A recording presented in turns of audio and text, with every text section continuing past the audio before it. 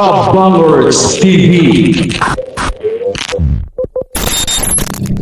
Minsan, kung sino pa ang taong inaasahan mong sasagip sa iyo mula sa pagkalunod, yung pa ang taong bibitaw sa iyo sa gitna ng maladagat na problema.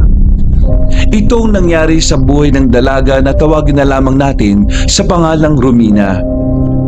Mula nang mawala ang kanyang mga magulang, ang kanyang ama-amahan na lamang niya ang nagsilbing tagagabay. Ngunit sa halip na gabay ang ibigay sa kanya ay puro masasamang alaala pala.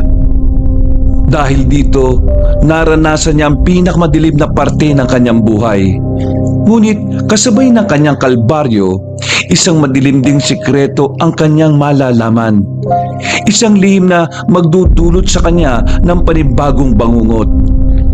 Ating abangan kung papaano maisasalba ni Romina ang kanyang sarili mula sa nag-uumapaw na pagsubok at suliranin. Sabay-sabay nating sama ng ating bida ngayong araw sa kanyang makipot na paglalakbay. Mga kabangers at mga kayanggaw, ito ang kanyang kwento. Hindi ka na nahiya! Malandi kang babae ka! Kung saan merong lalaki, naroon ka talaga! Napakakatay mo, kahit na kailan! Hindi naman po ako lumalanditay eh. Nakikipag-usap lang naman po ako sa kanila kasi meron silang tinatanong sa akin. Hindi naman po ako lumalandi. Maniwala naman po kayo sa akin. Anong hindi, ha? Ilang beses nang merong nakakakita sa'yo kung sino-sinong lalaki kinakausap mo. Ang lapad-lapad pa nga ron ng ngiti mo eh. Parang kinikilig ka ba? Kaya bakit ako maniniwala sa'yo, ha? Sinungaling kang babae! Hindi ako sinungaling. At mas lalong hindi naman po ako malandi. Ang isip lang naman nila ang marumi. Eh kayo rin. Anong sinabi mo? Ulitin mo nga sinabi mo, Romina! Ang sinasabi ko lang naman po, wala po akong ginagawang masama. Malinis po ang kalooban ko. Sinasabi mo pang marumi ang isip ko? Narinig kita! Eh yun naman po talaga ang totoo eh. Marumi ang isip nyo kasi gawain din ninyo. Eh walang hiya ka pala talaga eh! Matapos kitang alagaan at lamunin sa pamamahay ko, yan ang sasabihin mo sa akin? Eh bakit? Hiniling ko bang alagaan nyo ako? Nang mamatay ang nanay ko, ikaw nagpresentang kunin ako at alagaan sa puter mo. Pero hindi mo naman ako inalagaan eh. Kaya mo lang naman ako kinuha kasi may masama kang binabalak sa akin. Manyakis ka kasi. Binaboy mo ko. Hinaan mo yung boses mo, Romina!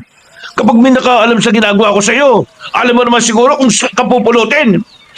Bakit niyo ba ito ginagawa sa akin, Tay? Alam kong hindi kayo ang tunay kong ama. Pero hindi niyo pa ako kayang ituring na tunay niyong anak. Bakit kailangan niyo akong pabuyin? Hindi kita binababoy. Pinaparanas ko lang sa'yo yung pwede mong maranasan sa ibang lalaki.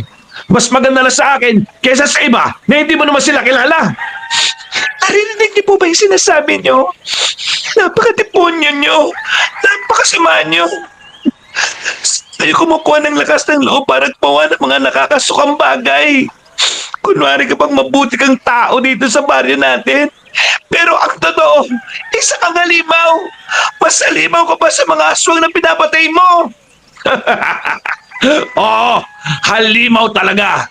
Halimaw sa... alam mo na. Darating din ang araw na kakarmahin ka rin, Tay. Kakarmahin ka rin. O bakit? Isusumbong mo ako? Walang maniniwala sa'yo. At tangkay mo mang umalis, hindi mo rin magagawa. Kasi wala ka namang ibang mapupuntahan, Romina. Kaya sa ayaw at sa gusto mo, ako ang makakasama mo habang buhay. Naiintindihan mo ba? Ha? Napakasama mo talaga.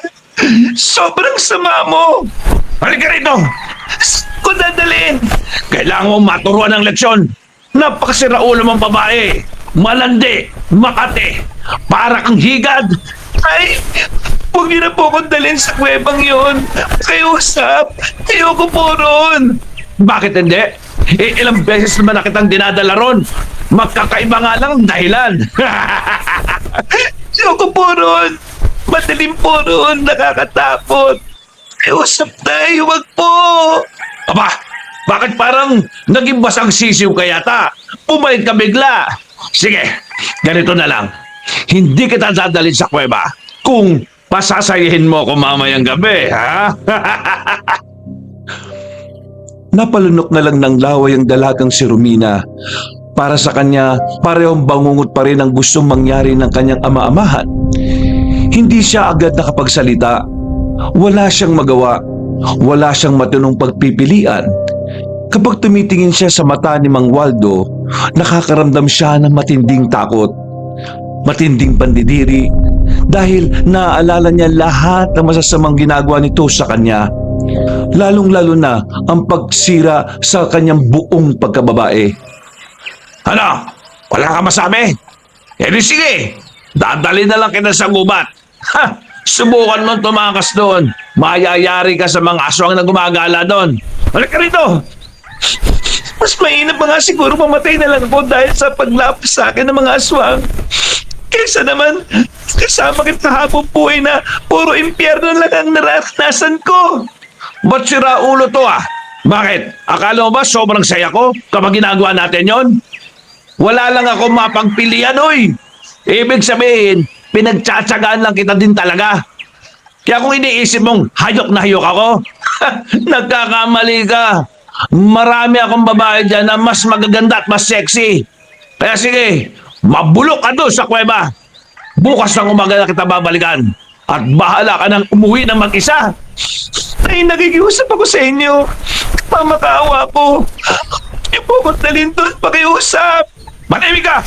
Matapos mo ako sagot-sagutin, pagbabayaran mo ang kabastusan mong hayop kang buwisit ka! Sinubukan pa ni Romina na lumuhod sa harapan ng kanyang ama-amahan. Pero wala itong balak na makinig sa kanya. Sa halip, tinulak pa siya nito at tumama ang kanyang ulo sa haligi ng pinto. Nakaramdam ng pagkahilo ang dalaga pero walang pakialam si Mang Waldo. Noon pa man kasi, sagad sa buto na ang kasamaan ng ugali ng matandang ito. Ni hindi nga malaman ni Romina kung anong nakita ng kanyang ina noon at mas pinili ng nanay niya si Mang Waldo kaysa sa tunay niyang ama. Nung hapon na yon, walang nagawa ang dalaga. Kinaladkad siya ni Mang Waldo papuntang kagubatan na malapit lang din naman sa kanilang baryo. Matapos ang halos 20 minutong paglalakad ay narating na rin nila ang kuweba. Ang kuwebang yon ay madalas sa pinagkukulungan niya sa tuwing may hindi nagugustuhan si Mang Waldo sa mga ginagawa niya. Yan! Diyan ka munang visit ka! Subukan mo tumakas. Alam mo mangyayari sa'yo. Ano, naintindihan mo ba ako? Uy! Sumagot ka! Ay, kiusap. Parang awa niyo na. Ayoko po rito. Eh, para matuto ka sa mga nagawa mong kasalanan. Parusa mo to, visit ka! Wala kang pakinabang! Ay! Sinirado na ni Mang Waldo ang bukana ng kuweba gamit ang ginawa niyang pinto na yari sa mga sanga. Nilagyan pa nito ng kandado para siguradong hindi makakalabas ang babae. Kahit na nakasarado naman yon, kinakabahan pa rin si Romina sa pagsapit ng gabi. Alam niya kasi ang kapasidad ng mga aswang. Kapag nakita siyang naroon, batid niyang makakagawa na naman ng paraan ng mga aswang para pasukin siya sa loob. Kaya, nung mga sandaling yon, todo-todo ang kanyang pagdarasal. Mabilis na sumapit ang kinagabihan. Naririnig na ng dalaga ang mga nakakakilabot na tunog mula sa kagubatan. Nagiging tamang hinala na siya. Pakiramdam niya, anumang ingay na nasa paligid ay likha ng mga aswang.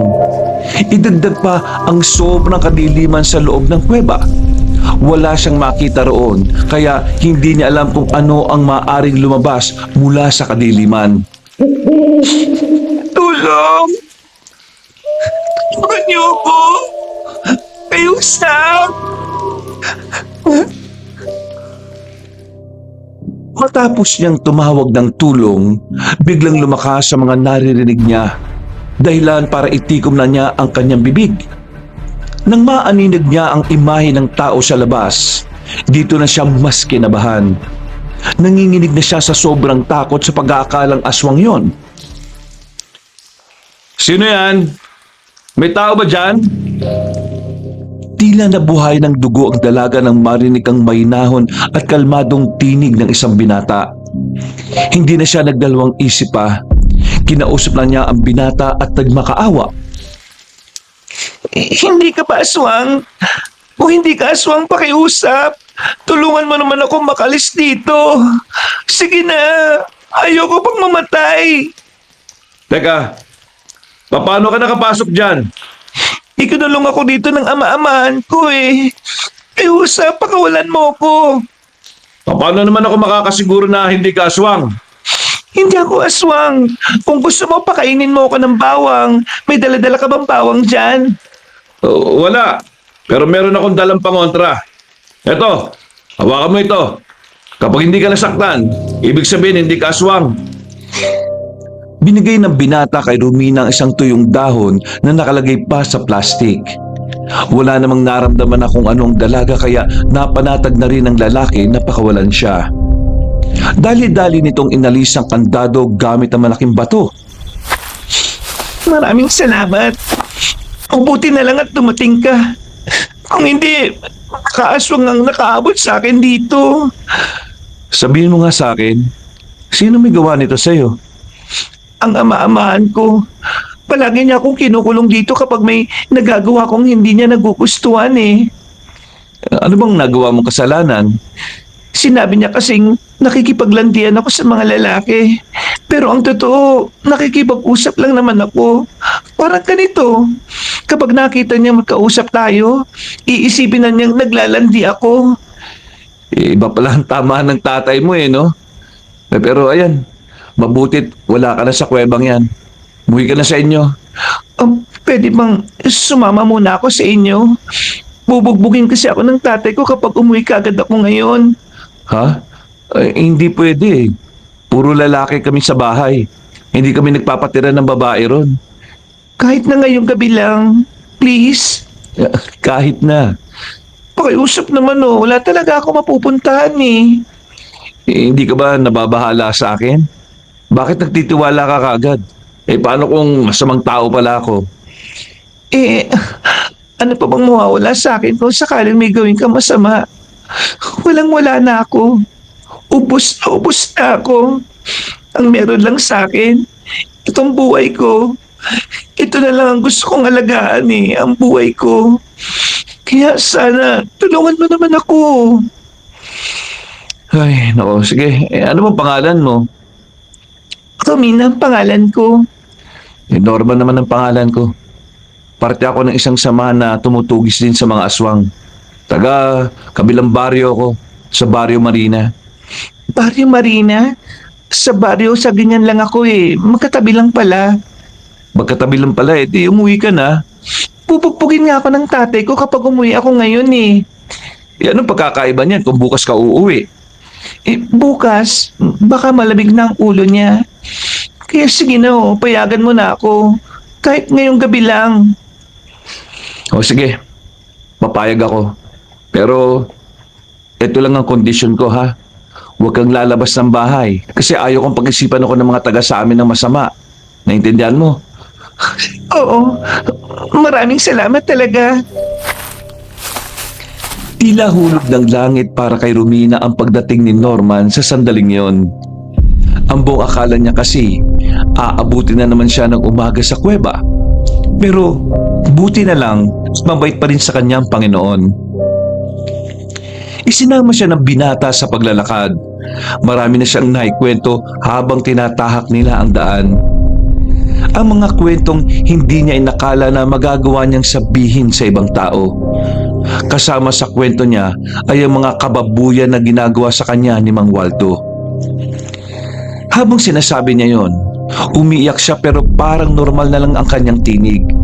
Nasanay na rin kasi siya sa mga nangyayari. Pasensya ka na. Nasabihan patuloy kita ng problema ko.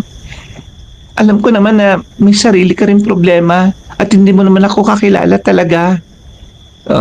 Hindi yan basta problema, no? Ha? Anong ibig mo sabihin? Paano mo nagagawa magsalita o kumilos ng normal kung ganyan kabigat ang pinagdaraanan mo? Hindi na yan basta problema Bangungot na yan. Hindi ko rin alam Mula pa nung bata ako, naranasan ko na ang mga ito. Siguro, nasanay na lang din ako sa kahayupan ng taong yon. Ba't hindi mo subukang umalis sa kanya?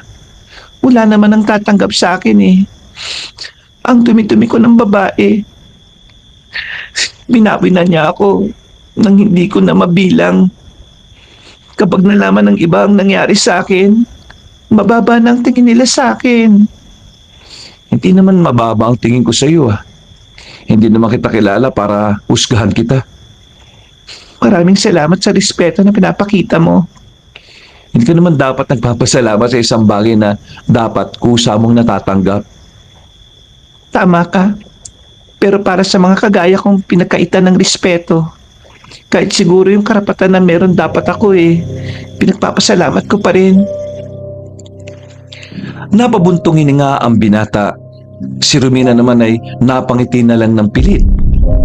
Hindi niya inakala na magkakaroon siya ng lakas ng loob na makipag-usap sa ibang tao tungkol sa mga nararamdaman niya. Pero ang gaan ng kanyang pakiramdam. Kahit na papaano ay nabawasan na rin ang kanyang mga dinadala. Hindi nawala ang lahat, pero nagkaroon ito ng kaunting kaginhawaan. Oh, ayun na yung lugar namin. Malapit lang ang baryo namin, di ba? Yung inyo talaga ang malaki, pero mababait ang mga tao dyan. Halos karamihan, mga manunugis din. Mga birador ng aswang. Ayoko lang malaman nila na nag-uwi ako ng babae kasi baka anong isipin nila. Bakit? Wala ka bang balak na mag-asawa kaya takot ka sa sasabihin ng iba? Eh, hindi naman sa ganon. Ayoko lang talaga ng pinag-uusapan ako. Ah, ganun ba? O sige, naintindihan kita. Mabuti naman. Sa bandang madilim sila dumaan kung saan hindi na yon makikita pa ng ibang tao. Pagdating nila sa likod ng bahay ni Norman, saktong naroon ang dalawang lalaki na nag-iihaw ng bangus. Mukhang magsisimula pa lang ang dalawa sa pag-inom. Napatigil sila sa ginagawa at nagtatakang nakatingin kay Norman. Si Romina naman ay napangiti na lang ng pilit. Uy, ano to? Nabuntis mo? Maming ka. Ikaw ba ang ama lang dinadala niya? Walang iya ka. Sinong babaeng yan? I deserve an explanation. I deserve an acceptable reason. Akin lang ang asawa ko. Uy, para kayong mga siraulo. Tawa ng tawa ang dalawang lalaki, pati na rin si Romina ay natawa na lang din. Uy, miss. Biro lang ha. Masaya lang kami kasi sa wakas nag-uwi rin ng babae ang si Norman. Hindi kasi talaga yan nag-uuwi ng babae rito eh. Kadalasan na inuuwi niyan, problema. Ang problemang inuwi ko. Ikaw nga inuwi mo, utang eh. Pupunta na naman si Aling Menchi bukas, baka nakakalimutan mo. Uy, kailan ba kayo naging kayo, miss? Paano kanya napa-oo? Ha? Pinilit ka ba niya? Sa ganda mong yan, parang imposible magkagusto ka sa kaibigan namin eh. Uy, sinasabi mo bang pangit ako?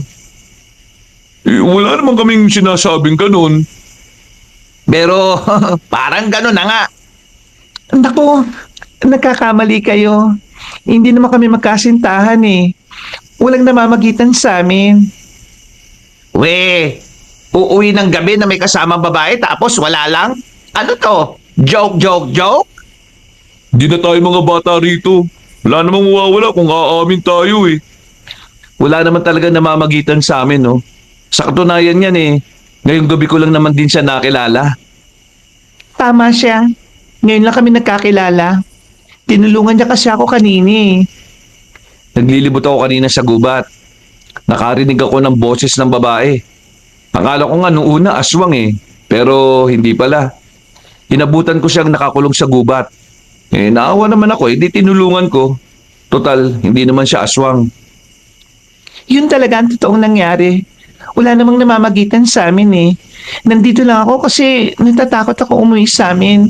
Bubugbugin kasi ako ng tao na kulong sa akin sa kuweba. Kahit na tumigil na sa kakasar si Sandro at Edmond, ay alam ni Norman na hindi pa rin yun naniniwala. At para makumbinsi ang dalawa, ay ipinaliwanag ni Romina ang kanyang kondisyon. Maging ang dalawang lalaki ay nakaramdam din ng awa para sa kanya. Lalo na nang ipakita ng dalaga ang kanyang mga pasa sa katawan. At meron din siyang sugat sa paa dahil ilang beses itong tinapakan ni Mang Waldo. Hindi na napigilan ng dalawang lalaki ang kanilang emosyon. Nakaramdam din sila ng galit kahit na hindi naman nila kilala ang dalaga. Tarantado pala yung tatay mo no? Hindi ko siya tunay na ama. Kasintahan siya ng nanay ko na namatay na. Siya lang ang umako na mag-alaga sa akin. Akala ko noon, mamahalin niya ako na parang isang anak. Pero hindi pala.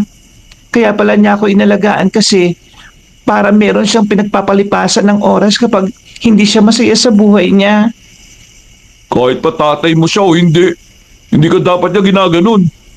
Sino ba yung tatay-tatayan mo na yan para masample lang ko yan? Tingin ko kilala niyo siya kasi iisa lang naman kayo ng linya ng ginagawa eh. Anong iisa? Hindi naman kami mapang-abusong kagaya niya, no? Ang ibig kong sabihin, pareho kayong pumapas lang ng mga aswang. Teka, sino ba yung tinutukoy mo? Ibig sabihin ba niyan, manunugis din siya? Isang kilalang manunugis at birador ng aswang sa baryo Sagingan. Si Mang Waldo? Tumukotango si Romina. Napamura naman ng tatlong lalaki sa kanilang nalaman. Hindi naman kasi bago para sa kanila na malamang ubod ng sama ang ugali na matandang yon. Sa katunayan, palagi nilang nakakabanggaan si Mang Waldo tuwing nakikita ang kanilang grupo sa kagubatan. Tarantado naman pala talaga yung taong yun Ang malas mo naman. Sa dami ng pwedeng maging pamilya mo, si Mang Waldo pa talaga. Napakasama ng ugali nun Napakayabang pa. Kaya hindi na rin nakapagtataka na abusado siya sa'yo. Yang ama-amahan mo, maraming atraso dito sa amin. Ang dami niyang inaangasan at binubuli. Dati kasi, wala makapalag sa kanya kasi nakakatakot talaga siyang kalaban. Aminin ko man o hindi, talaga namang mabangi siyang manunugis at birador ng mga aswang. Pero, hindi naman ibig sabihin nun ayos lang yung ginagawa niya sa'yo. Wala ka bang balak na magsumbong sa kinauukulan? Napabuntong hininga na lamang si Romina Cabanong. Para kasi sa kanya, isang malaking imposible na maisumbong niya sa pulis si Mang Waldo. Sa dami ba naman kasi ng kaibigan ni Mang Waldo na pulis at ilan pa sa mga yon ay may gusto rin sa kanya, malamang sa malamang, hindi rin siya paniniwalaan ng mga yon. Paano makakapagsumbong yan? Nakita mo naman dati na madalas na tumatambay si Mang Waldo sa istasyon ng pulis, di ba? May araw din yung tatay mo. Huwag ka mag-alala. Kakarmahin din yun, Romina. Kung ganon, wala ka ng dahilan para umuwi pa sa bahay niya. Hindi pwede. Kapag hindi naman ako umuwi sa bahay, siguradong mas lalo akong malilintikan. Kailangan ko umuwi mamayang umaga. Sasabihin ko na lang sa kanya na merong tumulong sa akin. Ihatid na kita sa inyo. Sigurado ka ba sa sinasabi mo? Naku, gulo na naman to. Ihatid kita para malaman niyang meron ka na rin kakampi. Kakampi? May kakampi na ako. Kakampi ko ba kayo? Hindi na maiwasan ni Romina na muling mapaluha. Ngayon niya lang din kasi naramdaman na merong nakakaintindi sa kanya. Na meron na siyang may tuturing nakakampi sa kabila ng lahat ng kanyang dinaranas sa kamay ni Mang Waldo. Galit kami sa mga mapang-abusong tao. Sa madaling sabi, galit kami sa ama-amahan mo. Kahit na hindi ka naman namin kilala. Pakiramdam namin, matagal ka namin kilala Kaya, pumayag ka nang ihatid ka namin sa inyo. Nag-aalala lang ako na baka kung anong gawin niya sa inyo Huwag ka mag-alala. Kung anong kayang gawin ni Mang Waldo, kaya rin naman namin Isang malalim na buntong hininga na lamang ang nagawa ni Romina. Bandang huli, pumayag na lang din siya sa gusto ng tatlong lalaki. Pero maya-maya lang, pinakain na muna siya nila Norman. Pagkatapos, hinayaan na rin siyang makapagpahinga. Sa sobrang sarap ng tulog ni Romina, hindi na niya namalaya na umaga na pala. Nagising na lang siya nang marinig ang malalakas na tilaok ng manok. Paglabas niya, nakahanda na ang tatlong lalaki para ihatid siya. Matapos kumain ng almusal, ay isinama na rin siya nito sa paglalakad paalis. Sobrang maraming salamat talaga sa ginawa niyo sa akin. Kahit na papaano, gumaan ang pakiramdam ko. Pagdating mo, siguradong masasaktan ka na naman eh. Sigurado ka bang hindi mo na kailangan ng tulong namin? Hindi, nakakaabala na rin ako sa inyo eh. Alam ko rin naman na meron din kayong ibang gagawin. Isa pa, ayaw ko rin naman na makagulo sa inyo. Masaya na ako sa pinaramdam niyo sa akin na mga kakampi ko kayo. Dapat dyan kay Mang Waldo, pinapakain sa aswang eh. Basta, pag may nangyaring masama sa'yo, mag-message ka lang sa amin ha. Gumawa ka ng paraan para makapag-text ka sa amin. Sige, maraming salamat ulit. Binilisan na lamang nila ang paglalakad. Pagdating nila sa bukana ng Baryo Sagingan, pinatigil na ni Romina ang magkakaibigan. Kinakabahan na kasi siya. Sa oras kasi na makita siya ni Mang Waldo na may kasama na namang mga lalaki, malamang sa malamang ay masasaktan na naman siya. Pasensya na, kinakabahan talaga ako eh. Kahit dito nyo na lang ako ihatid. Ayos lang naman sa amin na makausap si Mang Waldo eh. Hindi, pasensya na talaga. Dito na lang, nag-aalala ako sa inyo eh. Pre, kung yan ang gusto niya, hayaan na lang natin. Sayang, hindi ko tuloy masusuntok yung si Mang Waldo na yan. Kung makaano ka, akala mo, kaya mo no? Oo, matanda na yun eh. O sige na, kung yan naman ang gusto mo, wala naman kaming magagawa. Basta, alam mo na ang gagawin mo kapag may ginawa siyang masama sa'yo. Lumutango na lang ang dalaga. Maglalakad na sana siya paalis nang biglang makasalubong niya ang kanyang ama-amahan. Nakasimangot agad ito nang makita siya at ang tatlong lalaki. Parang otomatikong nag-alab na naman ang galit sa damdamin nito. Anong ibig sabihin nito, ha? Takatakas ako. May tumulong sa akin na matanda sa gubat eh. May tumulong na matanda sa'yo? Sigurado ka? Sino yung tatlong yan? Hindi ko sila kilala. Nagtanong lang sila sa akin kung saan nakatira si Mang Poncho. Kilalang kilala kita kapag nagsisinungaling ka. Naglalandi ka na naman siguro, ano? Katin mo talaga. Katatapos mo lang makulong, nakikipaglandian ka na kagad. Kilala mo ba ang tatlong yan? Taga-kabila yan. Mga siraulo at walang pangarap sa buhay ang mga yan. Totoo naman pong sinasabi ko eh. Nagtanong lang sila sa akin. Sumama ka nga sa akin sa bahay. Agad na dinakma ni Mang Waldo ang kanyang buhok at sa pilitang hinila. Ang tatlong lalaki naman ay nanatili lang sa kanilang kinatatayuan. Hindi sila nakialam kahit awang-awa na sila kay Romina. Kailangan kasi nilang magpatay mali siya dahil alam nilang mas mapapahamak lang din si Romina kapag sumabat pa sila. Samantala, pagdating sa bahay, agad na nakatanggap ng malalakas na sampal ang dalaga. Sa lakas ng pagkakasampal ay napaupo pa siya sa lapag. Hindi pa nakontento ang matandang lalaki. Hinila pa siya papasok sa kusina at pinalo ng kaldero sa katawan. Kahit ba ka rin talaga, no? Kakagaling mo lang sa kuweba kasi naglalandi ka. Paglabas mo, naglandi ka na kagad. Ilang beses ko bang sasabihin sa inyo na hindi naman ako naglalandi eh. Nagtatanong lang sila sa akin kung saan nakatira si Mang Poncho. Ako pa lolokohin mo? Kilala ko na yung hasang mo, Romina. Atat-datat ka ng lumandi para makalis ka na rito. Kayo lang naman po nag-iisip niyan eh.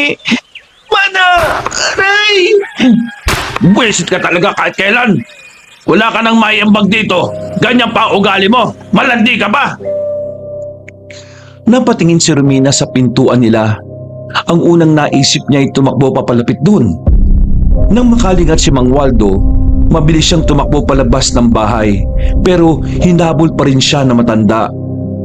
Paglabas niya ng bakuran, nakabanggaan ni Romina ang isa na namang matandang lalaki na maraming burloloy sa katawan.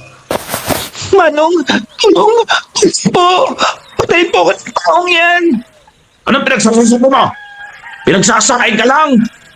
Manong, tingnan nyo, marami po akong pasa. Palagi niya po ako sinasaan. Papatayin niya ako kapag nakuha niya pa ako.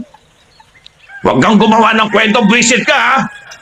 Teka, base sa mga pasa niya sa katawan tingin ko nagsasabi naman siya ng totoo Talagang paniniwalaan mo ang isang yan? Gusto mo maging bayani? Ha? Sino ka ba? Huwag kang makialam dito! Ayoko sa mga taong mapang-abuso lalong-lalo na sa kababaihan. Manahimik ka nga! Hoy, Romina! Sumama ka sa akin! Huwag mo siyang hawakan! Ano? Kitang-kita naman na takot sa iyo Kaya huwag mo na siyang hawakan. Kung makailam dito ha? Sino ka ba? Anong gagawin mo? Sasaktan mo rin ako?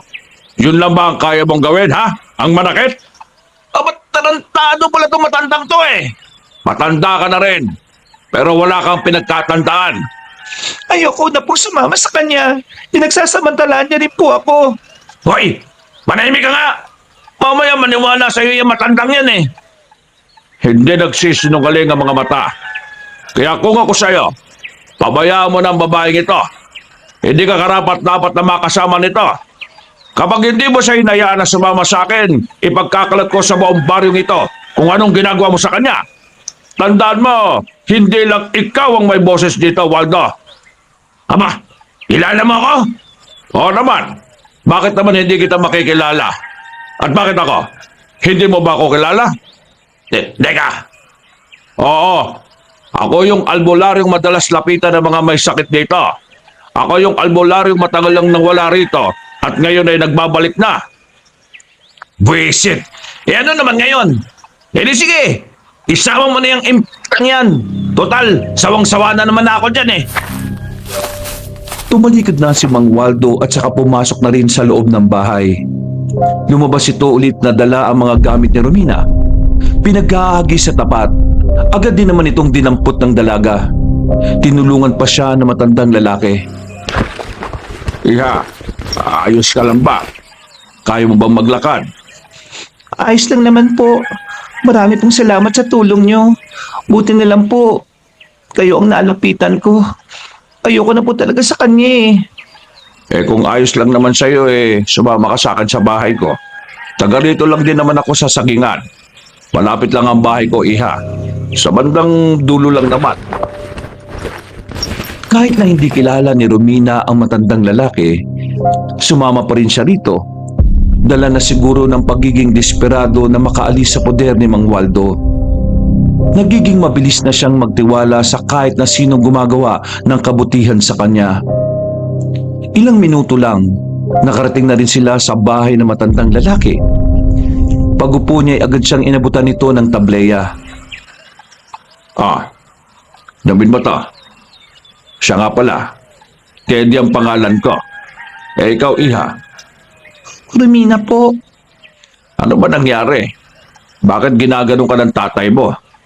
Hindi ko po siya tunay na tatay. Kasintahan siya ng nanay ko. Nang mawala ang nanay ko, siya na po nakasama ko. Hindi ko alam kung bakit po ang lupit niya sa akin. Ginawa niya rin akong parausan.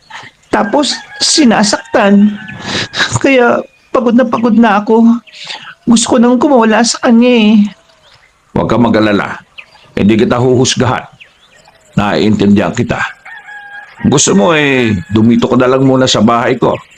Ako lang naman ang mag-isa rito. Ayos lang po ba talaga sa inyo? Nasaan po bang pamilya niyo? Wala naman akong pamilya. Ang ibig ko sabihin hindi naman ako nakapag-asawa. Yung babaeng mahal ko kasi, nag-iba ng landas Ganun po ba? Dumito ka na muna, Iha. Ang kaso palagi akong wala rito. Alam mo naman, kailangan kong kumita ng pera. Nasabi niyo po kanina, albularyo po kayo? Yun ba? Oo, albularyo ko. Matagal na. Yun na rin ang naging hanap buhay ko Pero matagal ako nawala rito sa baryo Sagingan. Pero kahit na ganon, marami-rami pa rin naman ang nakakilala sa akin. Yung si Waldo, baka kaya hindi ako kilala nun kasi puro sarili lang niya ang iniisip niya. Ganun naman po talaga ang taong yun Napakasama ng ugali. Huwag ka na mag-alala, Iha. Dito sa poder ko, hindi mo na mararanasan ang mga yon. Maraming salamat po talaga. Nangilid ang luha ni Romina noong mga sandaling yon. Pakiramdam niya, nagkaroon siya ulit ng bagong pag-asa sa buhay. Pakiramdam niya, nadagdagan na naman ng taong kakampi at nakakaintindi sa kanya. Mabilis na lumipas sa mga oras, sumapit na rin ang kinagabihan. Maghapong nakatulog ang dalaga. Yun ang unang pagkakataon na nagawa niyang mahimbing naglagpas 8 oras.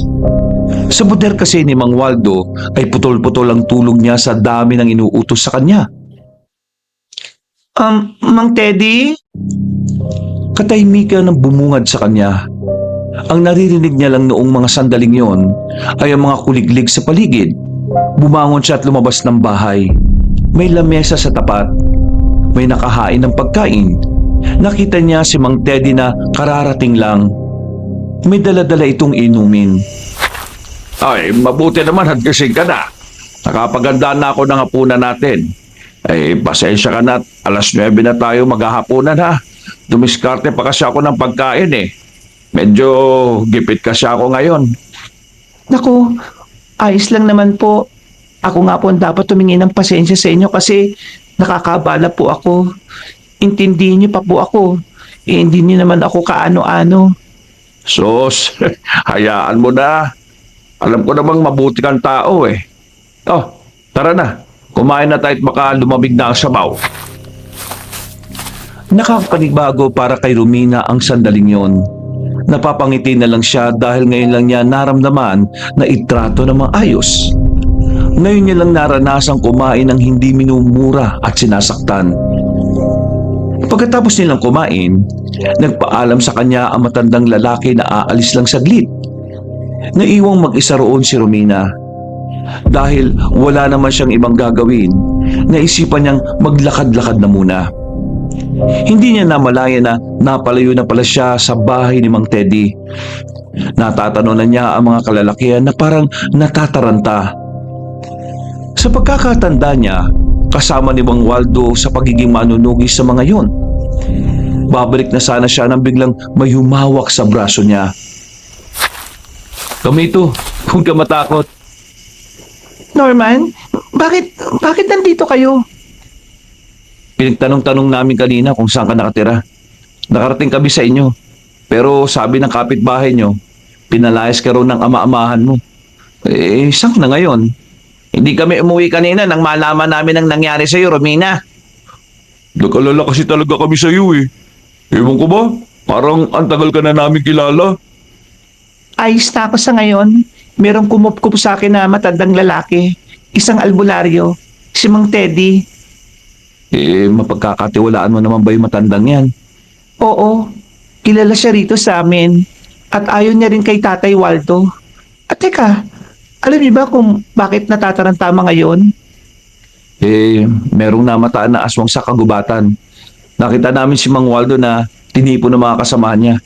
Papunta sila ngayon sa gubat para tugisin ang aswang na yon. Nagpaparamdam na naman pala ang mga aso ngayon, no? Oo hindi naman sila nawala. Nagpapahinga lang sila sa kung saan. Meron kasing hinihinalang tao na nangangalaga sa kanila kaya ang hirap nilang tugisin. Ibig mong sabihin may tumutulong sa mga aswang na tao? Chismis pa lang naman yun. Wala pang katibayan na totoo. Ganun ba? O sige, mauna na ako Baka kasi inahanap na ako ni Mang Teddy. Umuwi na rin kayo. Yatid ka na namin. Hindi na. Nakakabala na ako sa inyo ng sobra. Nakita mo naman kung anong nangyari, di ba? Baka mamaya may makasalubong ka pang aswang sa paglalakad mo. Hindi na napigilan pa ni Romina ang 3 lalaki sa gusto nila. Sabay-sabay na silang naglakad papalayo. Pagdating nila sa bahay ni Mang Teddy, naabutan nila ang matanda roon na mukhang hinahanap din ng dalaga. Akala ko kung siya ka na napadpad eh. Teka, sino mga yan? Naglakad-lakad lang naman po ako. Ito po pala si Norman, Sandro at Edmond. Sila ang unang tumulong sa akin nung ikulong ako ni Tatay Waldo sa kuweba. Magandang gabi po. Inyatid lang po namin si Romina dahil sa panganib na dulot ng aswang. May aswang na laban ba? Nagkukumahog po ngayon ng samahan ni Mang Waldo. Meron kasi silang namataan sa gubat eh. Papunta na sila doon ngayon. Ah, ganun pala. Ay, teka, kumain na ba kayo? Opo, tapos na po. Hinatid lang po talaga namin si Romina. Aalis na rin po kami. Maraming salamat ulit Ngumiti na lamang si Romina sa kanila. Naglakad na rin palayo ang mga yun. Maya-maya lang, naganda na rin sila sa pagtulog. Sa bakanting kwarto si Romina, habang si Mang Teddy naman ay nasa bandang kusina. Malamig ang panahon noon. Komportable naman ang hinihigaan ng dalaga. Sa katunayan, malinis at maliwalas ang paligid. Ang kaso, hindi naman siya dinadalaw ng antok. Hindi niya maintindihan kung bakit. Makailang ulit siyang bumangon at tumiga ulit.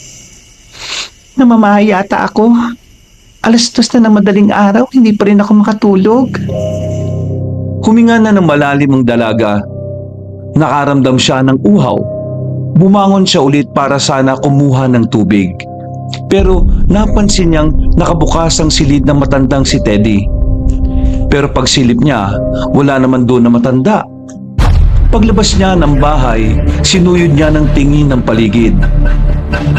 Hindi niya nakita roon si Mang Teddy. Sa halip, ang narinig niya ay mga pagaspas ng pakpak na parang nasa malapit lang base sa lakas nito. Ang unang pumasok sa isip ni Romina ay mga aswang. Hindi naman kasi siya bago sa mga yon. Bata pa lamang siya ay alam na niyang totoo ang mga aswang dahil nakikita niya rin naman na kinakalaban ni Mang Waldo. Ano yon? Aswang ba yon? Nagmamadaling makabalik ng bahay si Romina. Pumasok siya kagad sa kwarto niya. Siniguro niyang nakasarado ang bintana at pintuan niya. Maya-maya pa, ang narinig na niya sa bubungan ay ang mabibigat na paa. Parang may naglalakad. Tumigil yon sa harapan mismo ng kanyang silid. Diyos ko, Panginoon, gabayan niyo po ako. Hindi siya pala simba, pero ilang beses siyang nagdasal para sa kanyang kaligtasan. Maya-maya lang, nawala na rin ang mga naririnig niya. Marahan niyang binuksan ang pintuan. Natanong niya si Mang Teddy na kapapasok lang ng bahay mula sa kung saan.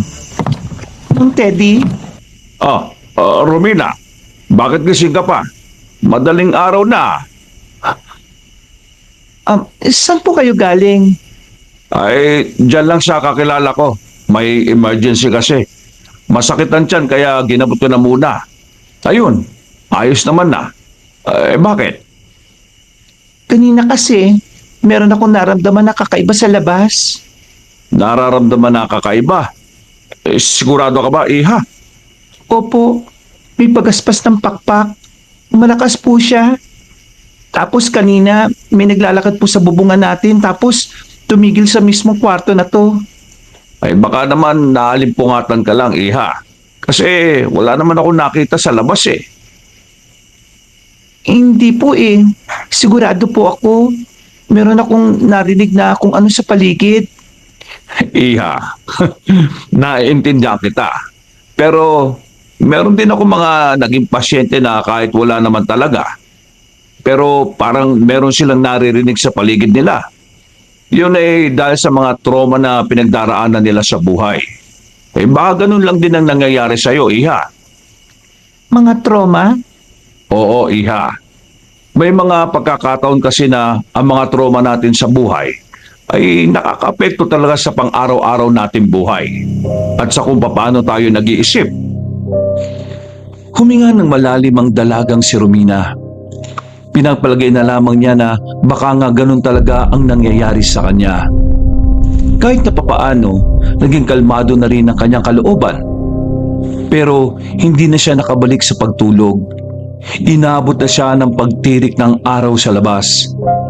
Mga bandang 7:00, nagpaalam na sa kanya si Mang Teddy para daw manggamot.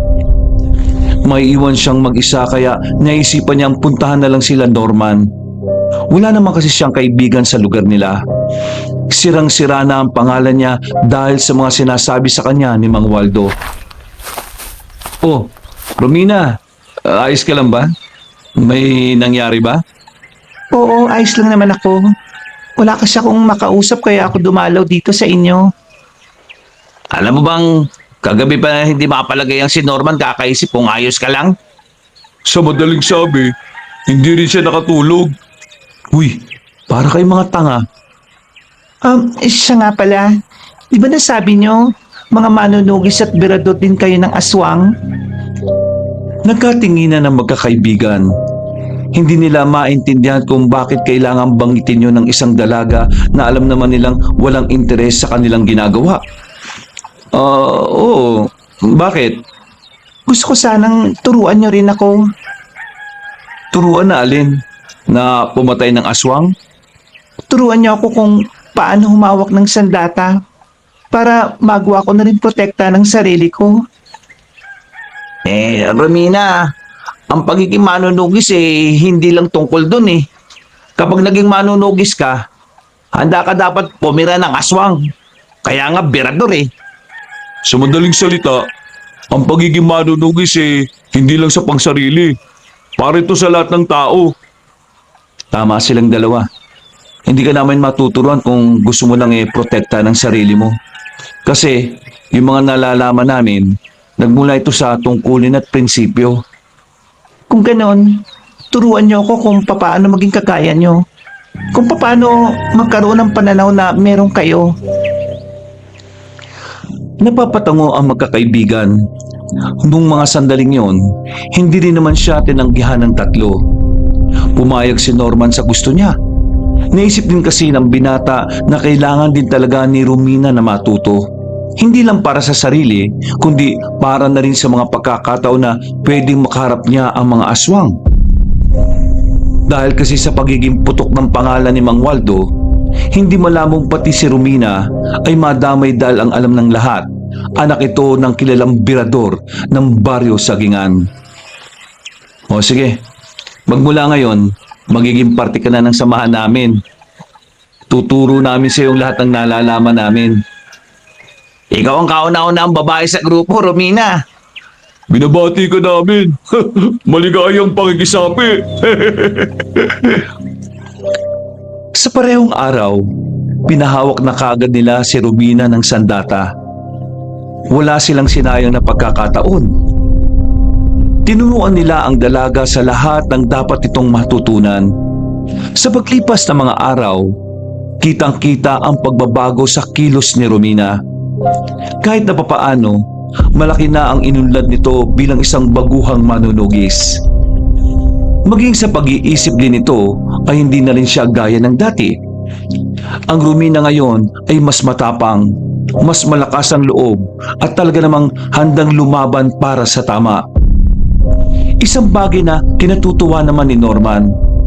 Hindi nila kasi inakala na darating sa punto na ang babaeng tinulungan nila sa kuweba ay magiging estudyante niya sa pagiging manunugis. Oh, uwi ka na ba, Romina? Hapon pa lang ah. Meron kasi kaming napag-usapan ni Tatay Teddy. Ang sabi kasi niya, umuwi ako ng maaga kasi magluluto siya ng pansit. Talagang tatay na ang tawag mo sa kanya, no? Oo, mabait naman siya sa akin eh. Mas tatay pa nga siya kaysa sa ama-amahan kong siraulo. O sige na, mauna na ako ah.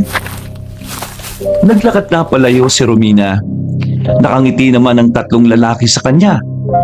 Nang makarating na siya sa bungad ng kanilang baryo, napatigil siya sa paglalakad nang makita niya ang matandang si Waldo. Liliko na lang sana siya nang bigla itong humarang sa kanya, pati na rin ang mga kasamahan nito. Oh, balita ko may kinakasama ka na rin na lalaki ngayon, Romina. Mas magaling ba siya sa akin, ha? Nakikiusap ako sa inyo. Ayoko ng gulo. Ay, wow! Parang may pagbabanta na sa boses mo, ha? Bakit? Ano naman may pagmamalaki mo ngayon? Sinusubukan ko makapamuhay ng payapa kaya sana huwag mo nang sirain. Padaan ako. Kasama mo yung matandang si Teddy, ano? Ang hilig mo talaga sa matatanda. Ay, ano? Pakiusap, padaanin niyo ako. Bigla na lang lumapit sa dalaga ang dalawang lalaki na kasama ni Mang Waldo. Nang akmang hahawakan na siya sa magkabilang braso, agad namang dumistansya si Romina. at nagpakawala ng dalawang malalakas na sipa. Tinamaan sa mukha ang mga lalaki.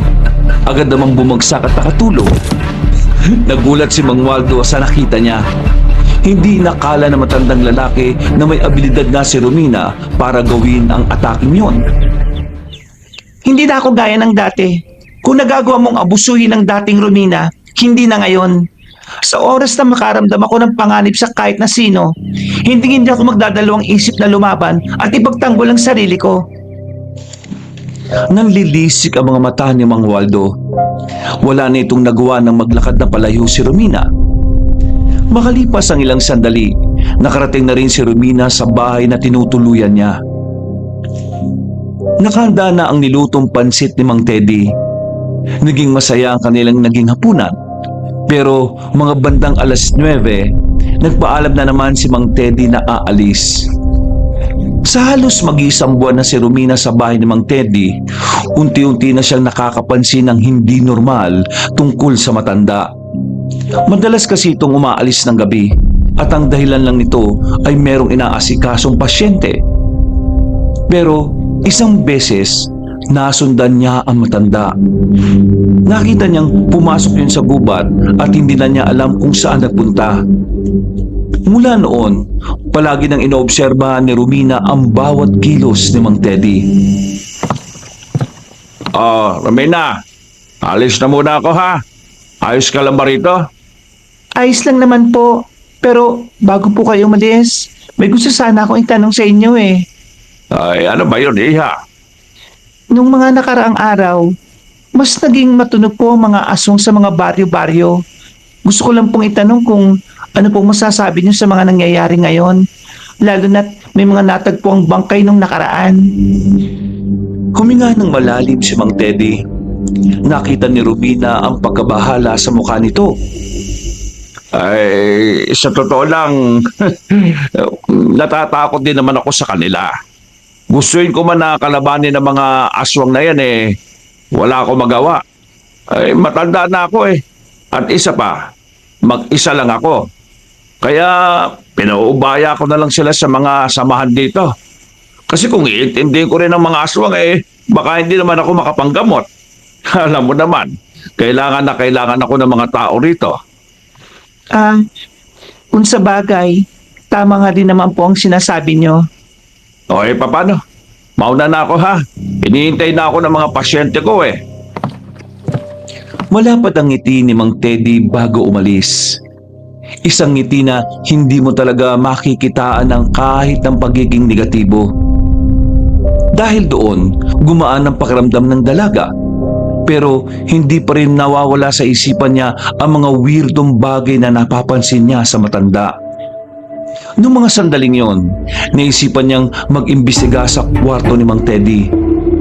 Alam niyang hindi tama na nakikialam siya ng gamit, pero yun lang ang tanging paraan para makumpirma niyang walang ginagawang kababalaghan ng matanda. Isa-isa niyang tinignan ang mga gamit nito, pero wala siyang nakitang kahit na ano. Baka masyado lang talaga ako nag-iisip ng kung ano-ano. Bumuntong hininga na lang ang dalaga. Sinubukan na lamang niyang kalimutan ang bagay na yon. Sinubukan na lamang niyang matulog nung sandaling yon. Pero hindi rin siya dinalaw ng antok. Habang nagbabasa ng libro, narinig niyang may nagsisisigaw na babae sa labas. Napabangon siya kaagad. Nang tanungin niya ang babae, sinabi nitong meron itong nakitang aswang sa taniman ng sagingan. Walang sinayang na pagkakataon si Romina. Kinuha niya kaagad ang itak ni Mang Waldo. Pinunta niya ang kinaroroonan ng aswang. Hindi niya inaasahan na naroon na din pala ang grupo ni Mang Waldo. Anong ginagawa mo rito, balanting babae? Hindi ako nagpunta rito para sa inyo. Hoy, anong gagawin mo? Kung titingin lang kayo rito at hindi nyo papasukin ng sagingan, walang mangyayari. Ano? Bakit? Kakalabanin mo ang aswang? Sigurado ka ba sa gagawin mo, ha? Alam mo kung ilan sila? At isa pa, ano bang kaya mong gawin, ha? Wala ka namang silbi. Ang daldal mo? Ganyan ba ang tinuturing ng pinakamahusay na berador na ang aswang? Abat, loko to ah! Hindi na nagsayang ng oras si Romina. Kahit wala siyang ideya kung ilang aswang ang naghihintay sa kanya sa sagingan, buong tapang niyang pinasok yun. Pagdating niya roon, katahimikan ang bumungad sa kanya. Tanging mga kuliglig lang ang maririnig sa paligid. Pero iba ang kanyang pakiramdam. Para bang merong nakatingin sa bawat galaw niya. Aminadong kinakabahan si Romina. Kasi kahit meron na siyang nalalaman, iba pa rin talaga kapag meron ng karanasan sa pakikipaglaban sa mga aswang. Magkakasunod na buntong hininga na lang ang kanyang pinakawalan. Alam ko nandito lang kayo sa paligid. Bakit ayaw niyong lumabas? Bakit kayo natatakot? Mag-isa lang naman ako ah. Walang tumugon sa kanya. Sa halip, maririnig na ang mga kaluskos at mga angin ng mga aswang. Ilang beses pang sinubukan ni Romina na hamunin ang mga yon. Pero hindi niya talaga maintindihan kung bakit hindi nagpapakita sa kanya ang mga nilalang. Kusang umalis sa mga aswang at walang nangyaring labanan. Ah, nasaan ang mga aswang? Napalingon si Romina sa likuran nang dumating na sila Mang Waldo. Napapailing naman siya dahil hanggang sa mga sandaling yon, ayaw pa rin siyang tigilan ng kanyang ama-amahan. Tinatanong kita, nasaan ang aswang? Inutil! Umalis na ang mga aswang. Natakot yata sa akin eh. Ha? Ano sinabi mo? Hindi ka ba nahiya sa sarili mo, Tatay Waldo? Yung babaeng tinitingnan mo sa mababang paraan, siya yung unang sumalang sa lugar kung saan maraming aswang. Habang kayo, dumating na lang ng walang naabutan. Magsasalita pa sana ang matandang lalaki pero hindi na yun inintindi pa ng dalaga. Mabilis siyang naglakad at hindi na lumingon pa. Samantala, gulong-gulo naman ang isipan ni Romina. Hindi niya maintindihan kung bakit hindi siya pinatulan ng mga aswang. Kung tutuusin, dapat ay wala na siya sa kinalalagyan niya ngayon. Patay na sana siya kung dinumog lang siya ng mga aswang. Pero kabaliktaran ang nangyari. Bagay na talaga namang nagdulot sa kanya ng palaisipan. Pumunta siya sa baryo nila Norman. Naikwento niya ang nangyari. Kahit ang tatlong lalaki at ang mga kasama nito ay hindi rin alam kung bakit ganoon ang ginawa ng aswang. Ito ang unang beses na may pinalagpas sa mga nilalang na yon. Kadalasan kasi, kapag nakakita sila ng kalaban, hindi nila hinahayaang mabuhay. Pinapatay nila sa pinakabrutal na paraan. Pero ngayon, anong nangyari? Isa ba tong himala? Eh baka naman kaya sila umalis dahil nakuha na nila yung pakay nila. Bakay na, Alin? Hindi ko alam. Wala naman ako dun eh. Sa mga narinig ko kanina sa grupo ni Tatay Waldo, nag-uumpisa na raw ang mga aswang na gumawa ng mga hakbang. Ang pinagtataka pa raw nila, parang alam daw ng mga aswang ang plano nila. Lahat daw kasi ng kuta ng mga aswang na pinupunta nila Tatay Waldo, palaging wala ng laman. Parang natutunugan sila. Ang hinala nila, merong tao na tumutulong sa mga aswang. May isang protektor. Kaya hanggang ngayon, hindi malaman-laman kung saan sila nagtatago. Ang totoo niyan yan din ang hinala ng samahan namin Kasi kung iisipin mo, bakit ang lakas ng loob ng mga aswang na bumaba sa mga baryo? Bakit hindi sila natatakot gumalaw? Ibig sabihin lang nito, alam nila ang gagawin nila kasi alam nila ang mga galaw ng mga kalaban nila. May isang espiya, may kasabwat sila. Malamang, tao nga yun. Hindi pwedeng maging aswang din ang espiya nila dahil mas madaling mabubuko kung ganun. Eh sino naman kaya magiging espiya? May ideya ba kayo? Sabay-sabay na umiling ang magkakaibigan. Napabuntong hininga na lang din si Romina at napaupo sa gilid. Sumasakit na rin ang ulo niya sa kakaisip. Kung noon, ang tanging nasa isip niya lang ay kung papaano makakatakas kay Mang Waldo, ngayon, iniisip na niya kung papaano makakatulong sa pagpuksa ng mga aswang. Makalipas pa ang mga araw, mas naging matunog ang mga aswang sa magkakalapit na baryo. Wala pa namang naipapaulat na namatay, pero sunod-sunod ang mga balita na ilang beses na namamataan ang mga aswang sa gubat. Habang abala ang lahat sa paghanap ng mga aswang sa kagubatan, si Romina naman ay abala sa pag-oobserba sa matandang si Teddy.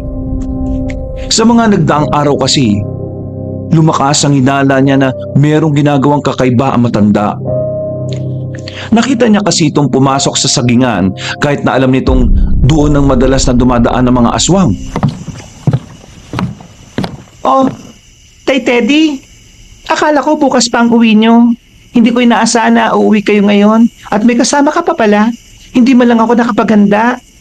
Ay nako, ayos lang naman. Ay, siya nga pala. Ito pala si Donita, kaibigan ko. Napadaan lang siya kasi isinabay ko na rito. Masakit na raw kasi ang paa eh. Ay, magandang gabi po sa inyo, Aling Donita. Magandang gabi rin sa iyo, Iha. Nagkatitigan ng dalawa. Kahit na maganda naman ang ngiti na matandang babae sa kanya, hindi malaman ni Romina kung bakit nagkaroon siya ng pagkailang kay Aling Donita. Pero hindi na lamang niya yon pinansin. Pumasok na lang siya sa bahay para mapagandaan ng may inom ang dalawang matanda. Habang nag-aasikaso siya sa kusina, nilapitan siya ni Aling Donita. Ang ganda mo naman, Iha. Ay, salamat po. Sabihin mo nga sa akin, saan ka natutong humawak ng sandata? Po? Nagtaka ang dalaga sa kanyang narinig. Hindi niya kasi alam kung papaanong nalaman ni Aling Donita ang tungkol sa paghawak niya ng mga sandata. Samantalang yun pa lang naman ang una nilang pagkikita. Hindi rin naman niya yun sinasabi kay Mang Teddy. Paano niyo po nalaman ang bagay na yon? Sinabi sa akin ni Teddy. Nakita ka raw niya kasi nung nakaraan na marunong kang humawak ng itak. Naisip ko na baka merong nagtuturo sa iyo. Yun po ba? Oh, wala naman po. Natuto lang ako kasi yung dating kasama ko sa bahay, birador po talaga ng aswang. Birador ng aswang? Pumapatay ng aswang? Opo, si Waldo. Si Waldo. Kilala niyo po? Hindi. Naririnig ko lang. Ngumiti na ng malapad na matandang babae. Matapos itong magsalita, ay umalis na rin ito. Napapailing na lamang si Romina. Medyo na-weirdoan siya sa huling kilos sa matanda dahil parang bigla itong kinabahan. Mga bandang 10:00, natapos na rin ang pag-uusap ng dalawang matanda sa bakuran. Umalis si Mang Teddy para ihatid si Aling Donita. Dahil hindi naman mapakali si Romina noong mga sandaling yon, pumasok na naman siya sa silid ni Mang Teddy. Mag-iimbestiga na naman siya kung ano ang pwede niyang malaman. Teka, to. Nakita niyang isang garapo na may laman na likido na kulay itim. Hindi na siya nagsayang ng oras. Kinuha niya yun at dinala kina Norman. Malakas kasi ang kutob niya na may nalalaman ng tatlo kung ano yon. Oh, saan mo to nakita? Sa sagingan? Bakit? Ano pa yung nandyan sa garapo na yan? Itong likido na ito, pinapahid ng aswang sa sarili niya para hindi malaman ng mga tao na aswang sila. Mawawala kasi ang amoy nila dahil doon. At hindi rin kukulo ang langis na lana kapag nagpahid sila nito. Ginagamit niya ng mga aswang kapag gusto nilang umatake sa mga kalaban nila, gaya ng mga manunugis. Mga aswang lang ba talaga ang meron yan? Oo, mga aswang lang. Sila lang naman kasi ang nag-imbento niyan eh. Isa lang ang ibig sabihin nito. Lumalapit na sila sa atin at sa lahat ng tinuturing nilang kalaban. Delikado ito dahil hindi natin malalaman kung sino ang aswang. Noong mga sandaling yun, nagtindigan na ang balihibo ni Romina sa ideya pa lang na natagpuan niya ang bagay na yon sa gamit ni Mang Teddy. Hindi na siya mapalagay at hindi na siya mapakali. Bigla siyang binalot ng kaba. Ilang beses niyang sinabi sa kanyang sarili na sana hindi tama ang naiisip niya tungkol kay Mang Teddy. Uuwi na lang sana siya nung gabing yon, pero biglang naalarma ang mga taga-baryo. Pinatunog ang kampana na hudyat ng panganib. Ang nangyayari? May mga aswang sa paligid ng baryo. Kailangan na nating kumilos. Dali-daling naglakad ang mga manunugis sa baryo. Dali-daling naglakad ang mga manunugis sa baryo Marina. Hinanap nila ang mga aswang sa mga kagubatan na nasa paligid nila. Pero ang hindi nila alam, nilito lamang sila ng mga nilalang. Nasayang ang oras nila kakahanap. Pero ang totoo, ang baryo Sagingan pala ang tunay na punterya. Pre, nakatanggap ako ng text espiya natin sa Sagingan. Nandun yung mga aswang. Naku, naisan tayo ng mga salot na yun ah. Buisit! Tara, magmadali na tayo. Pero hindi na natin hawak yung pre. Si Mang Waldo ang may kargo sa baryo na yun eh. Baka rin magalit siya kapag nakialam tayo. Walang kwentang matandang yon. Hindi dapat natin iasa ang buhay ng mga tao sa kamay niya. Tara na, puntahan natin. Pumayag naman ang mga binata sa sinabi ni Romina. Pagdating nila sa baryo Sagingan, narinig nila kagad ang sigawan ng mga tao, pati na rin ang boses ng mga manunugis habang hinahabol ang mga aswang. Nandun! Tara! Tinumbok nila ang daan patungo sa mga aswang. Wala silang sinayang na sandali. Kinalaban kagad nila ang mga iyon. Mabibilis, maliliksi, at ang tataas tumalon. May iba pang lumilipad na ilang beses nakadagit ng tao ni Mang Waldo. Sa kabila kayo! Ako na bahala dito! Romina, sumama ka na lang sa akin. Tara! Habang nagkakagulo, napansin ni Romina si Mang Teddy na nasa gilid ng bahay. Nakatayo lang ang matanda roon. Parang hindi man lang natatakot o nababahala. Tila sanay na itong pinapanood ng mga aswang at ang mga manunugis na naglalaban-laban. Nang mapansin siya ni Mang Teddy na nakatingin ay bigla yung umalis. Romina, sa likod! Tinaga ni Romina ang isa sanang aswang na makakalapit na sa kanya. Buti na lang ay nasabihan siya ni Norman. Kung hindi, baka tumatagas na ang kanyang dugo. Ano bang gumugulo sa isipan mo? Focus lang, focus! Pasensya na. Nang tingnan niya ulit ang kinalalagyan ni Mang Teddy, ay hindi na niya yun nakita pa roon. Itinoon na lamang niya ang atensyon sa pakikipaglaban. Kahit na papaano, nagagawa naman ni Romina na makasabay sa mga aswang. Nagagamit niya lahat ng napag-aralan niya. Pero hindi pa rin siya makontento. Parang may gusto siyang mangyari ng mga sandaling yon na hindi naman niya nalaman. Sa isip-isip niya, baka may kinalaman doon si Mang Teddy. Makalipas ang halos kalahating oras ng pagkipaglaban, kusa nang umatras sa mga aswang. Hindi dahil natalo na ang mga nilalang na yon, kundi dahil tapos na ang pakay nila sa baryo. Nakuha na kasi ng mga aswang ang mga tao na gagawing pagkain ng mga yon. Mang walang iya! Anong ginagawa nyo rito sa baryo ko? Napalingon sila sa likuran nang dumating si Mang Waldo. Amoy alak pa ito at may hawak pang bote. Napapailing na lang si Romina dahil alam niyang hindi na naman maganda ang mangyayari. Ang titigas din talaga ng mga bumukha nyo, ano? Sino ba kayo para pakialaman ng lugar ko na ito? Nilinlang kami ng mga aswang na dapat sa baryo sila aatake ngayong gabi. Pero dito sila dumiretso. Nandito lang kami para makatulong, hindi para makipagtalo sa iyo. Ang sabihin nyo, gusto nyo akong sabawan. Diyan kayo magaling. Pambira naman kayo. May mga napahamak na tao dahil sa ginawa ng mga aswang. Pero iniintindi nyo pa rin yung pride ninyo. Ano bang hindi nyo maintindihan? Kargo ko ang baryo ko. Kaya kami lang ang pwede magkasikaso dito. Nasaan ka? Wala ka naman kanina habang inatake ng mga aswang ang mga tao ah. Nasa inuman ka, naglalaklak ng alak. Habang kami rito, nakikipaglaban sa mga aswang. Huwag mong akuin ng trabaho na hindi mo naman kayang gampanan. Sa sinabing yun ni Romina ay natawa ang tatlong binata. Lalo namang nainis si Mang Waldo. Nang lalapit ito kay Romina pero humarang naman kagad si Norman. Hindi mo na magagawa kung ano pang pang-aabusong ginagawa mo noon kay Romina. Hindi na siya nag-iisa. Bakit? Kayo na ba ang bagong lalaki na nilalandi niya? Kayo na ba ang bago niyang ginigilingan? Isang malakas na sampal ang natanggap ni Mang Waldo mula sa dalaga. Sa lakas ng pagkakasampal, muntikan pa itong matumba. Mabuti na lang ay nasulito agad ng mga kasama nito. Subukan mo lang insultuin uli ako. Sa susunod, hindi lang yan ang mapapala mo sa akin, Waldo. Hindi na nakapagsalita pa ang matandang lalaki. Nanlalaki mga mata nitong nakatingin lang sa dalaga. Hindi makapaniwala. Gulat na gulat. Samantala, naglakad na rin palis ang dalaga at sinundan naman ito ng 3 lalaki. Ang galing ng ginawa mo, Romina.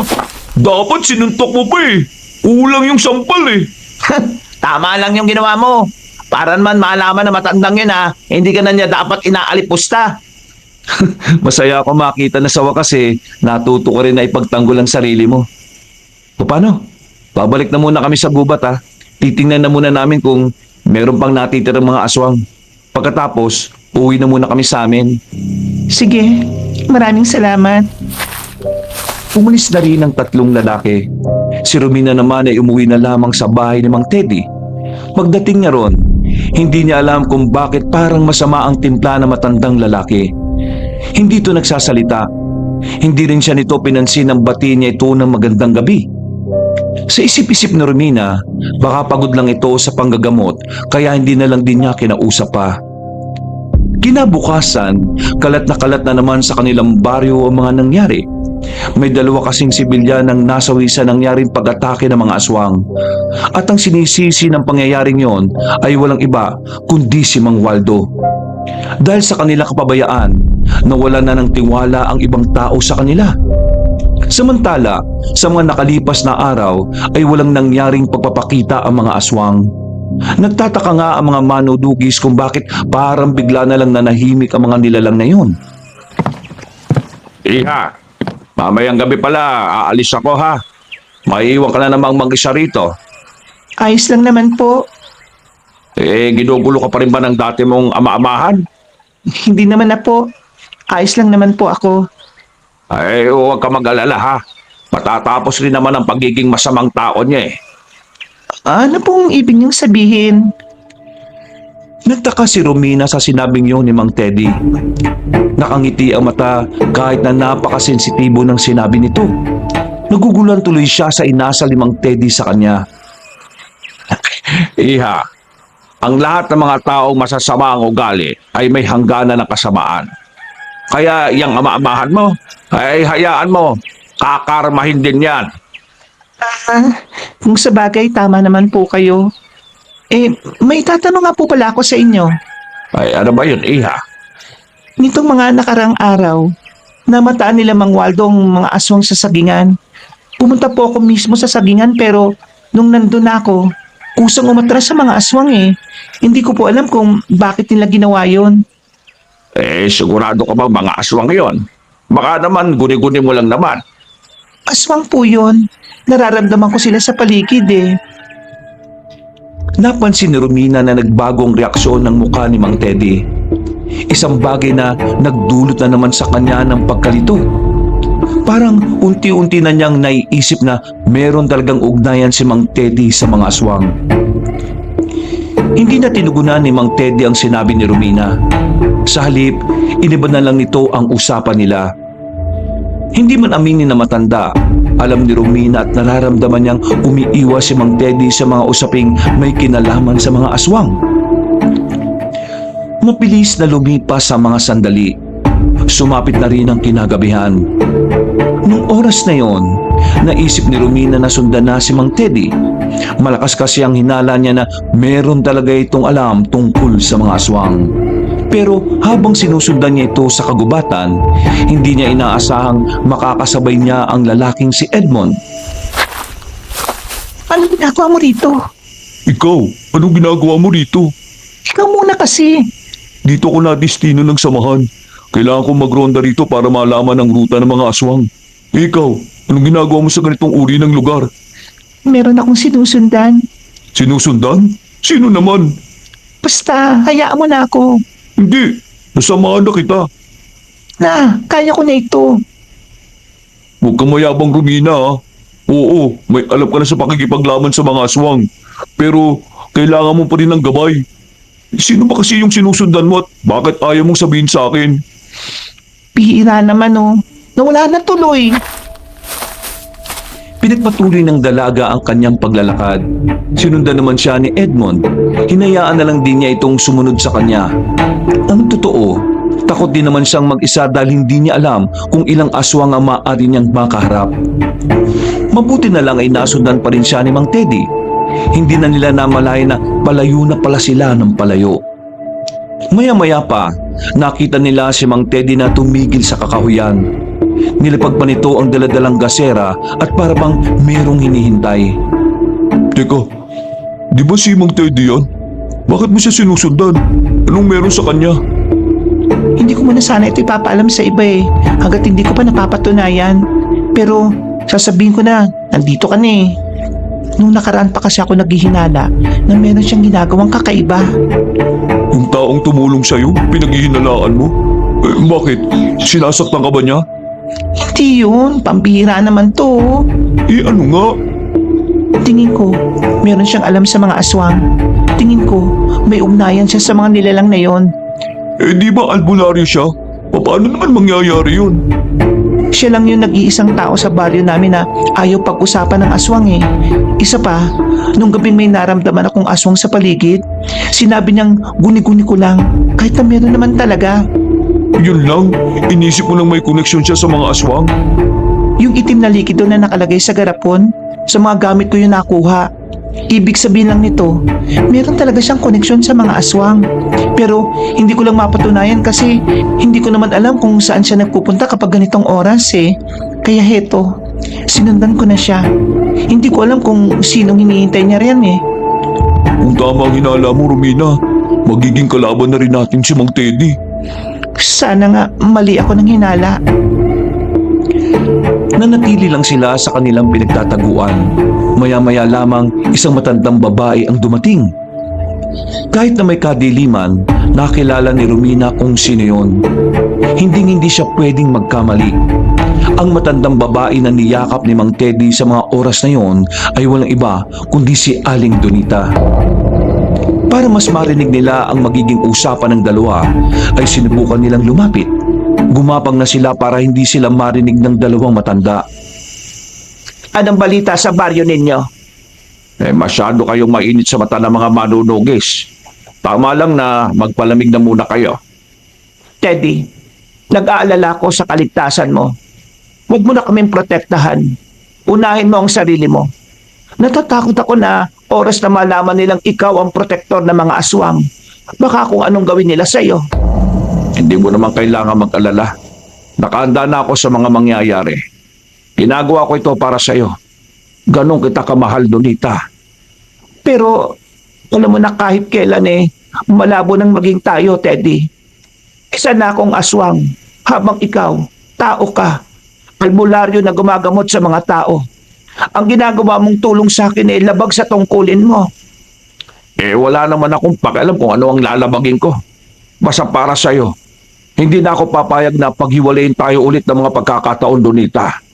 Gagawin ko ang lahat para protektahan kayo. Kaya, Donita, hayaan mo na ako sa gusto ko. Gawin mo na rin akong aswang. Mas mapoprotektahan kita kapag aswang na rin ako. Magiging malakas ako noon dahil kung nagkataon ako pa lang ang kauna-unahang aswang na albularyo. Teddy, nag-usap na tayo tungkol dyan. Ayaw kitang gawing aswang. Yan ang pangako natin sa isa't isa. Hindi ko sisirain ang buhay mo nang dahil lang sa akin. Masaya na ako sa ginagawa mo ngayon. At ayaw ko nang sumobra pa yon at magkulang ka naman sa sarili mo. Basta, kahit ano mangyari, hindi kita pababayaan, Donita. Puprotektahan kita. Kayo ng mga kaangkan mo. Merong binabalak na pagkalugad ng samahan ni Waldo. Balak nilang suyuri ng mga kagubatan. At malamang sa malamang aakyat na rin sila sa bundok. Sa darating na Lunes ito mangyayari. Kaya ihanda niyo ang sarili niyo. Kailangan bago sila umakyat ng bundok sa baba pa lang malagas niyo na sila. Pero papaano ang alaga mong si Romina? Ang balita ko kabilang na rin siya sa isang samahan sa katabing baryo ninyo. Kagaya nila Waldo, ang layunin din nila ay ubusin ang mga aswang. Kaya kung sakaling dumating ang puntong makakalaban mo siya, gawin mo kung anong nararapat para sa angkan ng mga aswang. Habang pinakikinggan ni Romina ang usapan ng dalawang matanda, ay hindi niya maiwasang hindi kilabutan. Hindi siya makapaniwala sa kanyang mga narinig. Ang taong pinagkakatiwalaan niya at ang nagligtas sa kanyang buhay, ito pa pala ang taong isa sa mga dahilan kung bakit may mga buhay na nawawala. Hindi nagtagal pa si Romina at Edmond doon. Bago pa sila makita ng dalawang matanda, ay agad na rin nilang nilisan ng lugar. Nang makaalis na sila sa kagubatan, napaupo na lamang sila sa gilid ng daan. Natulala ang dalaga at napatingin na lang sa malayo. Sasabihin ba natin kay Norman itong nalaman natin? Malaki ang papel ni Mang Teddy sa lahat ng nangyayaring ito. Kaya dapat lang malaman ito ng iba nating kasamahan. Kailangan nating pigilan si Mang Teddy at ang mga aswang. Sigurado ka na ba? Paano ang samahan yung dalawa? Parang mag-ama na rin kayo eh. Alam mo, wala nang malaman ko ang ginagawa niya. Saka ko lang napagtanto na hindi ko pala talaga siya kilala. Edmond, hindi na ito tungkol sa kung naging mabuti ba siya o hindi. Hindi na ito tungkol sa utang na loob ko sa kanya. Tungkol na ito sa kaligtasan ng lahat. Kung magpapatuloy na walang muka ang mga aswang at hindi makikilala ng lahat, mas malayang makakagalaw mga yon at makakapambiktima. Kung yan ang gusto mo, wala namang problema. Pero, paano si Mang Teddy? Makikisama ka pa rin ba sa kanya? O kukomprontahin mo na siya? Makikisama na muna ako sa kanya. Gagamitin ko yan para makakuha pa ng impormasyon sa mga aswang. Kinakabahan ako sa mga naiisip mo. Pero, ipapaalam ko na lang lahat ng ito kay Norman para matulungan ka namin sa mga plano mo. Nagkahiwalay na ang kanilang landas. Umuwi na lang si Romina nung gabing yon. Hindi niya tuloy alam kung paano niya haharapin si Mang Teddy. Pumasok na lang siya sa kanyang silid. Nagmukmuk siya ron. Balak niya sanang umaga na lumabas kung kailan wala na ang matanda. Pero narinig niya kumakatok yun sa kanyang ng 3:00 na madaling araw. Kinabahan si Romina. Ang unang pumasok sa isipan niya, baka nakakalata na sa kanya si Mang Teddy. Tay Teddy, Kito, may kailangan po ba kayo? Kanina ka pa rito sa kwarto mo? Opo, bakit po? Hindi ka lumabas ng bahay? Hindi naman po. Nagbabasa lang po ako ng libro kaya hanggang ngayon gising pa ako. Bakit po? Wala naman. Sinisiguro ko lang na nandito ka kasi alam mo naman, delikado na ang labas ngayon. Alam mo naman na may mga aswang na gumagala-gala sa baryong ito. Ganun po ba? Marami pong salamat sa pag-aalala. Romina, Ano po yun? May sasabihin po pa kayo? gusto ko lang malaman mo na kahit na anong mangyari, lahat ng pagtulong at malasakit ko sa iyo ay totoo. Ginawa ko yon dahil alam kong yon ang tama. Hindi na nakasagot pa si Romina. Ngumiti sa kanya ang matandang lalaki. Ganun-ganon ang ngiti ni Mang Teddy nung unang beses pa lang silang nagkakilala. Sa mga pagkakataong yon, biglang nakaramdam ng pagkalito si Romina. Hindi niya malaman kung ano ang mararamdaman niya. Kung makukonsensya ba siya sakaling madamay si Mang Teddy sa sagupaan o pagdududahan niya ang sinabi nito at iisiping baka nagkukunwari lang si Mang Teddy. Makalipas ang ilang araw, tanging si Romina at ang 3 binata lamang ang nakakaalam ng tungkol kay Mang Teddy. Hindi pa sila gumagawa ng kahit na anong hakbang para panagutin ang matandang lalaki. Sinasamantala pa nila ang pagkakataon na wala itong alam na may alam na si Romina. At ginagamit din nilang pagkakataon ng pagiging mangmang ni Mang Teddy para mag-imbestiga kung saan nakukuta ang mga aswang. Ay nako, sakto ang dating mo, Iha. Nakapagluto ko ng panghapunan natin. Masarap na sinigang ito. Di ba paborito mo ito? Nag-abala pa kayo. Maraming salamat po. Bakit naman hindi? Parang anak na rin naman kita. Sige, maupo ka na dyan. Nilabas ko talaga itong lamesa sa bakuran natin. Mas masarap ang kain kapag malamig ang simoy ng hangin Uupo na sana si Romina nang biglang dumating naman sila Mang Waldo.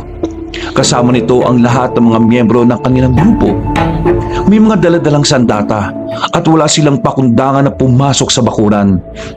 Teka, sandali lang. Anong ginawa niyo rito sa bakuran ko? At bakit bigla-bigla na lang kayong pumapasok? Sa wakas, nakahanap na rin ako ng tamang dahilan para makaganti sa iyong sirang ulo ka. Ibig sabihin, Oh, nandiyan ka pala, Romina. Huwag ka mag-alala. May gagawin tayo mamaya. Alam kong na-miss mo yun eh. Umayos ka sa sinasabi mo, bastos. Anong kailangan mo rito? Ikaw ang kailangan namin. At isasama na rin namin ang babaeng yan. At bakit naman? Anong kasalanan ko sa inyo? Maang-maangan ka pa na hindi mo alam? Akala mo ba wala akong tao na nag-iimbestiga sa'yo? Alam ko na ang baho mo, Teddy! Hindi ko alam ang sinasabi mo. Umalis ka na rito, Waldo! Ikaw lang naman ang taong nakikipag-ugnayan sa mga aswang eh. Ikaw ang taong protektor nila. Ikaw ang espiya. Kaya nga, munti ka na kaming madali nung nakaraan sa pana ng bundok eh. Kasi sinabihan mo ang mga kasama mong aswang. Sabihin mo nga sa akin, Teddy. Isa kang normal na tao na may normal na pag-iisip. Pero anong pumapasok din sa kukote mo at nakikipagkasundo ka sa mga aswang? Nababaliw ka na. Nag-aakusa ka ng walang ebidensya.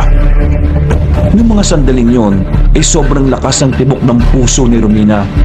Hindi niya alam kung papaanong nalaman ng tao ni Mang Waldo ang lihim ni Mang Teddy. Isa lang ang alam niya ng mga sandaling ito. Malalagay sa alanganin ng buhay nilang dalawa. Talin niyo ang dalawang yan. Ikulong ang matindang yan. Minin, hindi natin titigilan yan hanggat hindi nagsasalita. Ikaw naman, Romina. Ianda mong sarili mo. Ipapatikim ko ulit sa iyo ang paraiso na tinuturing mong impyerno. hayop ka talaga kahit na kailan. Oo, hayop talaga ako. Hayop sa ibabaw ng kama. Ngumiti pa ng malapad ang matandang lalaki at pinakita pa nito ang kanyang naninilaw na mga ngipin. Hindi nagtagal ay hinila na rin sila ng mga kalalakihan paalis sa bakuran na yon. Dinala sila sa kuta ng mga manulugi sa isang parte ng gubat. Iginapos naman si Mang Teddy sa puno ng nyog, habang si Romina naman ay dinala sa lumang bahay na naroon din. Tinali rin sa haligi ng bahay. Ano ginagawa niyo sa akin? Pagpapuin mo na naman ako gaya ng ginawa mo noon. Anong bababuyin? Ikaw lang naman ang nag-iisip niyan eh. Yung ginagawa natin, malipas oras lang. Pareho naman natin gusto yun, hindi ba? Pareho. Huwag mo kong itulad sa'yo, hayop ka. Kadiri ka. Buhay ka pa'y sinusunog na sa impyerno yung kaluluwa mo. Sus! Ikaw naman, masyado ka namang masakit magsalita. Alam ko naman na nagpapakipot ka lang eh. Hindi ka titiri sa mga sinasabi mo. Itinuring kitang ama. Ang nanay ko ay dati mong kasintahan. Parang mo na rin akong anak pero ganito ang ginagawa mo sa akin. Kahit kailan, hindi naman kitang tinuring na anak eh. Kaya anong mali sa ginagawa ko, ha? Pang sarili mo? Hindi. Ang tanging naririnig ko lang ay ang nag-aalab na damdamin ko sa iyo, Romina. Maraming araw ko itong hinintay. Huwag ka mag-alala. Magiging ayos lang ang lahat. Merong inilabas na panyo ang matandang lalaki. Agad nitong ipinamoy kay Romina ang panyo. At ilang sandali lang ay nakaramdam na ng pagkahilo ang babae. Nung mga oras na yon, walang nagawa na ang dalaga. Nang alisin na ang pagkakatali niya, ay hindi na rin niya kayang palagan pa ang kahayupan ng matandang lalaki. Paggising niya, masakit ang kanyang katawan, masakit ang ulo niya, pati na rin ang kanyang pagkababae. Pero ang pinakamasakit para sa kanya ay ang kanyang puso. Hindi niya inakala na mararanasan niya ulit ang bagay na yon. Bumangon siya pero naramdaman niyang nakakadena pala ang kaliwang paa niya sa haligi. Pagtanaw niya sa bintana, mag-uumaga na. Nakita niyang lupaypay na si Mang Teddy, duguan ang katawan at hindi na ito gumagalaw. Walang iya ka. Ginawa mo kay Mang Teddy. Eh ano bang ginagawa sa mga taong nakikipagtulungan sa mga aswang? Eh di pinapahirapan. Ayun, baka patay na nga yun eh. Napakasama mo talaga kahit na kailan. Ano ba masama sa ginawa ko? Pinarusahan ko lang ang taong taksil. Nagtaksil siya sa taong bayan. Kung hindi dahil sa mga ginawa niyang pang-iispiya, hindi sana mamamatay yung mga biktima. Saan niya siya dadalhin? Hindi nagsasalita eh. E di itatapon na lang namin siya. Wala namang pakinabang eh. Baka yung mga uot, mapakinabangan pa siya. Galit na galit ang dalaga ng mga sandaling yon. Makailang beses niyang pinagmumura si Mang Waldo. Kung makakalapit lang siya sa matanda, ay baka sinuntok at sinipa niya ito ulit. Pero wala siya magawa ng mga sandaling yon. Nakakadena siya at nakagapos pa ang mga magkabilang kamay. Talagang siniguro ni Mang Waldo na wala siya magagawa sa mga oras na yon. Tanging pag-iyak na lamang ang nagawa ni Romina. Hinihiling niya na sana walang mangyaring masama kay Mang Teddy. Dahil kung nagkataon, maghihimagsik ang mga aswang at mas mapapaga ang pag-atake ng mga yon. At mas maraming buhay na ang idadamay nila. Hindi na alam ni Romina kung saan dinala si Mang Teddy. Nanatili lamang siya sa bahay kung saan siya ay kinulong ni Mang Teddy. Nagdarasal na sana magkaroon ng himala at makalis siya sa poder ng demonyong si Waldo. Lumipas sa mga hapon, nagising si Romina mula sa mahimbing na pagkakatulog dahil sa ingay sa labas.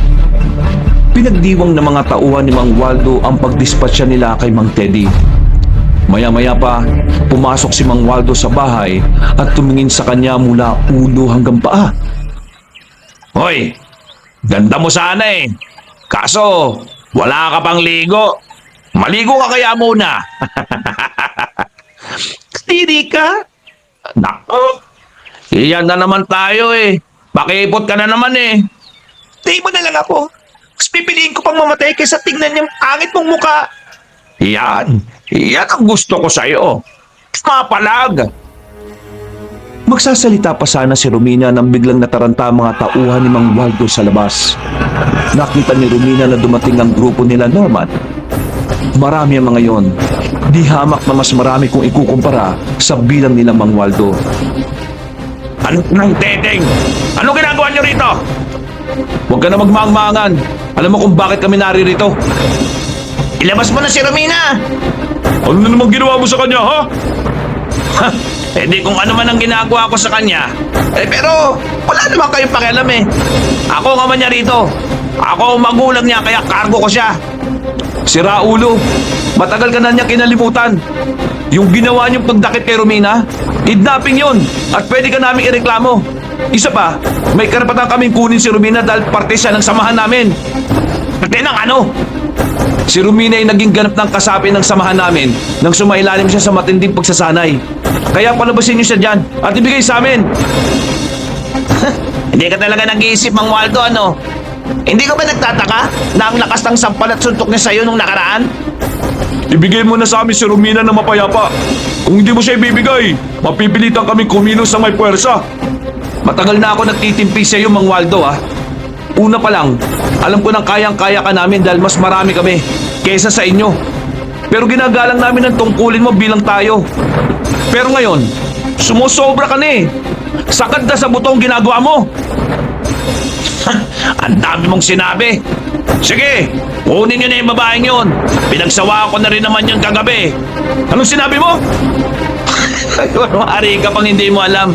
Malamang naman eh, naingkwento na rin sa iyo ni Romina ang lahat. Talagang proud ka pa sa ginawa mo, ha? Hindi na nakapagpigil ang binatang si Norman. Agad-agad niyang nilapitan ng matandang lalaki at nagpakawala siya ng malakas na suntok. Proud kagad si Mang Waldo. Papalag pa sana ang mga tauhan ni Mang Waldo pero nakanya-kanya ng bunot ng sandata ang mga kasama ni Norman. Sa susunod na bastusin mo o insultuin mo si Romina, hindi na lupa ang halikan mo. Impyerno na! Ha, lakas ng loob mo ah. Anong pinagmamalaki mo, ha? Ito ang tatandaan mo, Mang Waldo. Patapos na ang panahon mo. Panahon na ito ng mga mas bata at mas paabilidad kaysa sa'yo. Kaya kung gusto mo pang mabuhay na matagal, simulan mo na magpakabait. Kasi ang mga bagong henerasyon ng mga birador at manunugis ay hindi kaya maging mabait sa mga kagaya mo. Pumasok na ang mga kasama ni Norman para kunin si Romina sa loob. Nakahinga naman ng maluwagang dalaga. Nang masiguro nilang wala ng problema, ay isinama na nila si Romina paalis. Norman, si Mang Teddy. Pinatay nila si Mang Teddy. Tungkol dyan, hindi pa siya patay. Nakita namin siya kanina naghihingalo. Lalapitan sana namin pero Pero ano? May dumating na aswang at kinuha si Mang Teddy. Yan ang kinatatakot ko, Norman. Kailangan na natin maganda.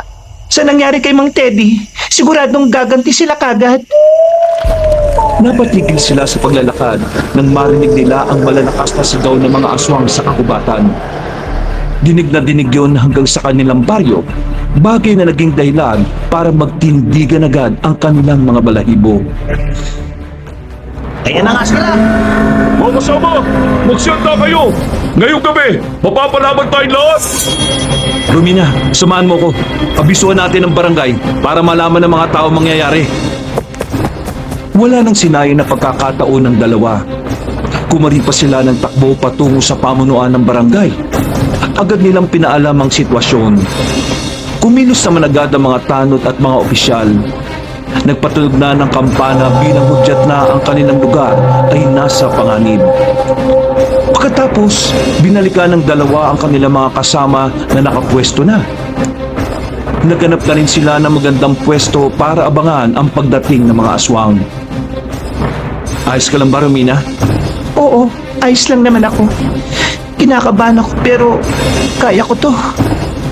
Normal na kabahan. Nung unang beses din na nakipaglaban kami sa mga aswang, ganyan din ang pakiramdam ko eh. Iba noon at iba ngayon. Noon, masakir ang ginawa natin sa mga aswang. Ngayon, nakapaganda sila. May sapat na oras para paghandaan ang paghaharap na ito. Kaya hindi tayo pwedeng maging kampante ngayon ha. Ito natin ang maayos ang atensyon sa laban.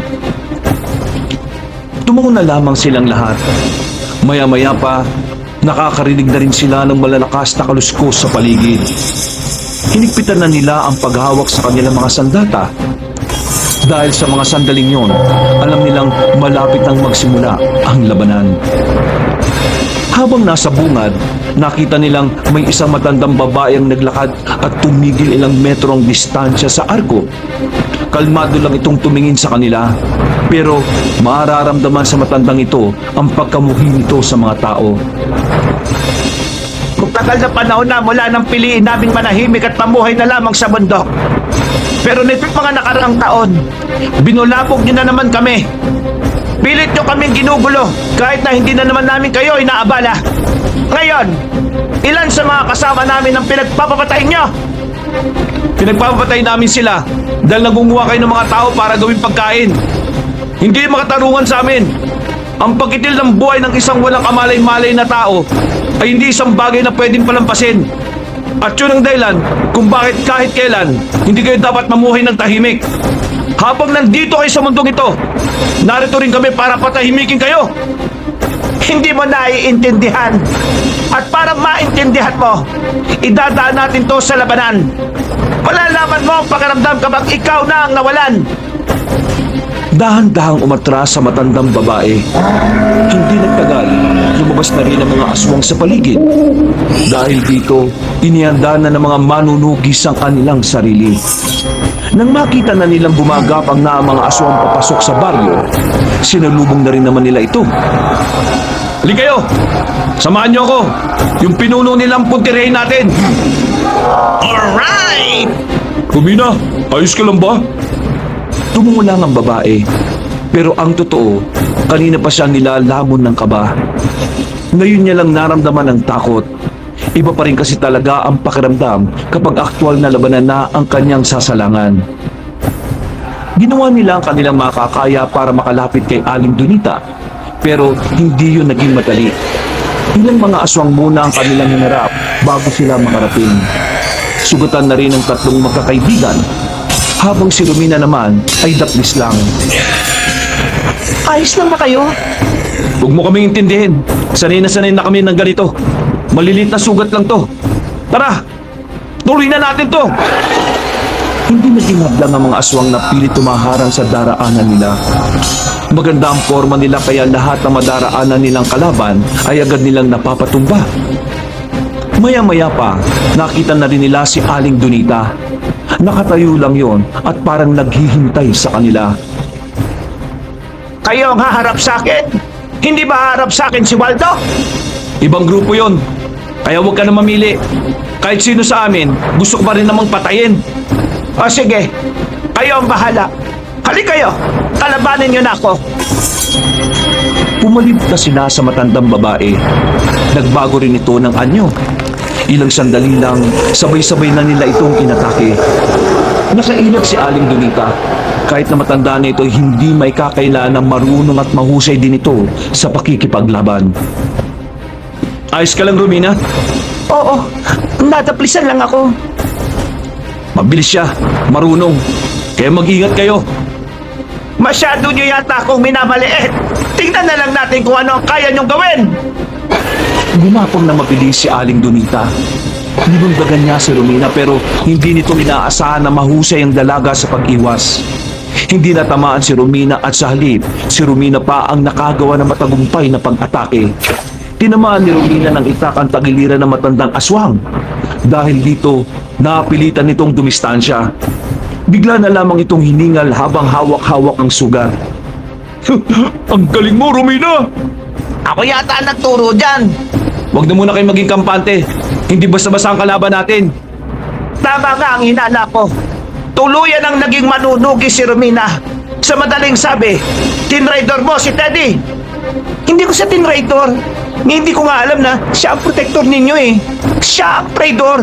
Traidor siya sa mga kapwa niya tao. Kapwa-tao na walang ibang ginawa kundi ang maging masama sa kapwa. Makasarili ka! Anong sinabi mo? Makasarili ka!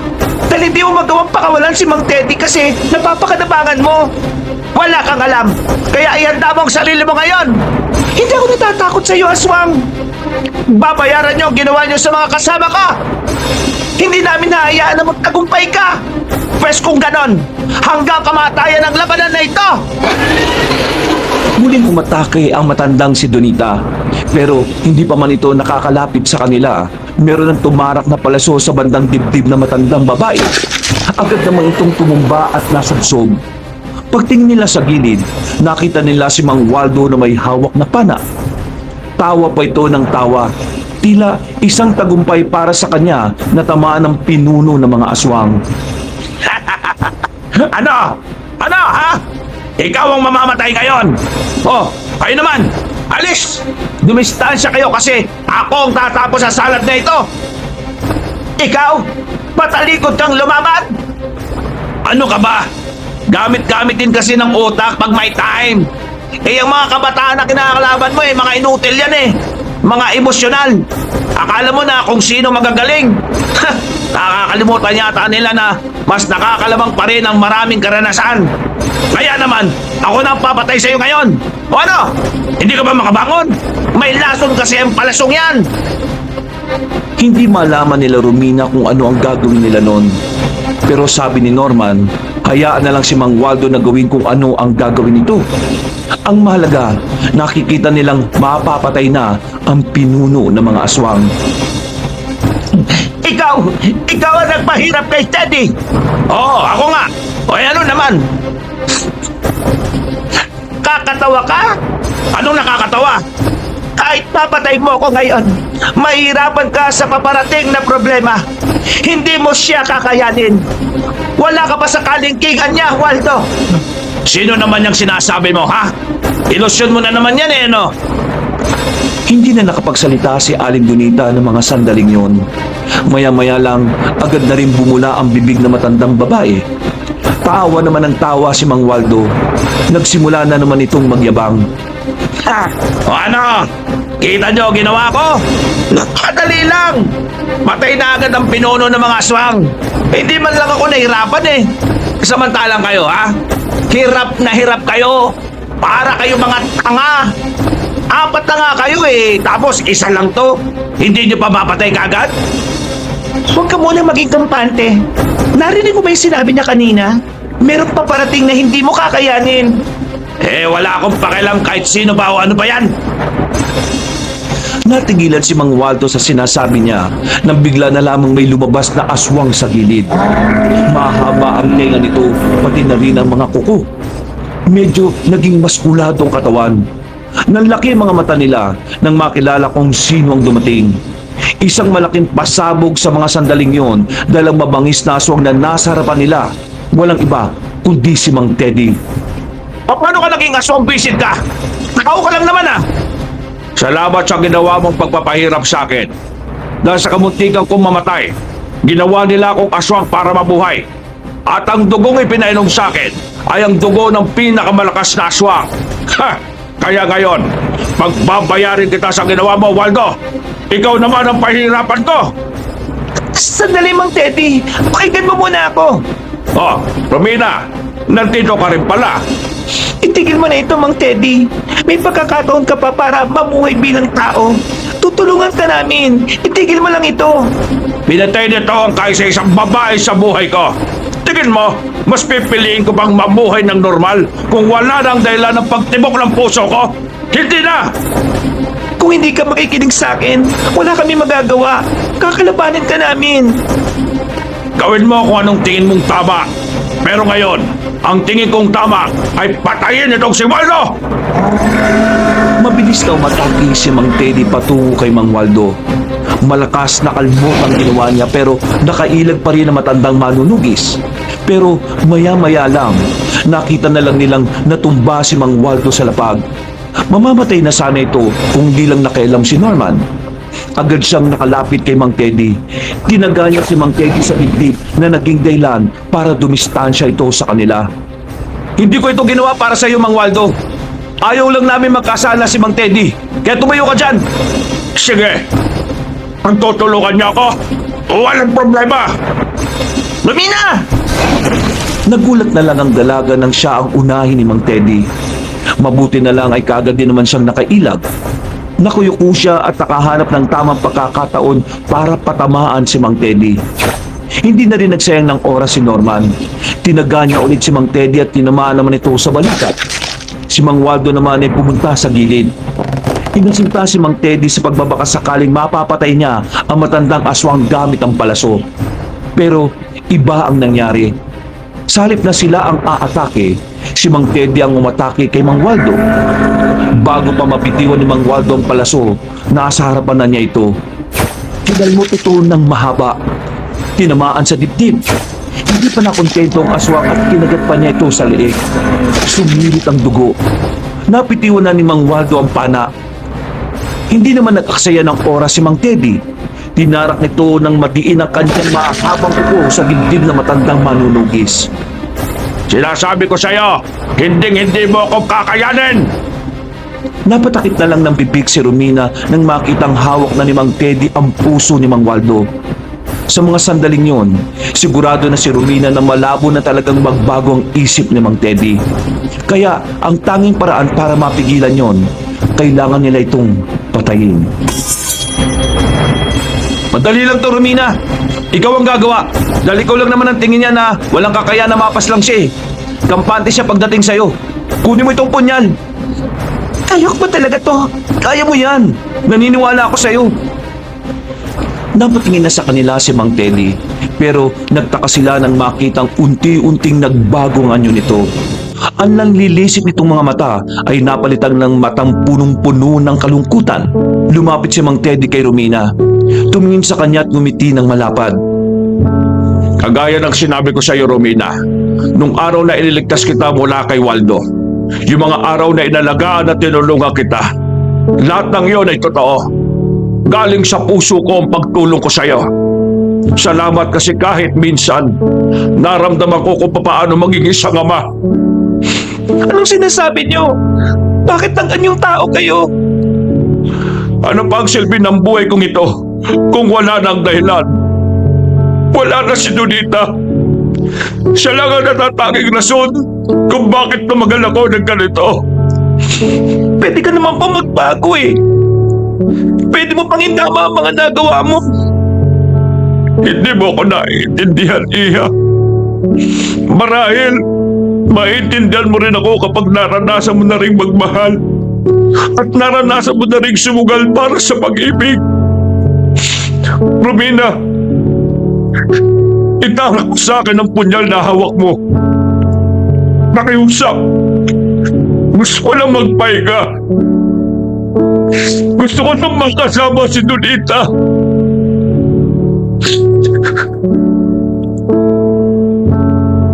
Nang tumanggi si Romina, si Mang Teddy na mismo ang kumuha ng kamay niya at itinarak ang punyal sa kanyang dibdib.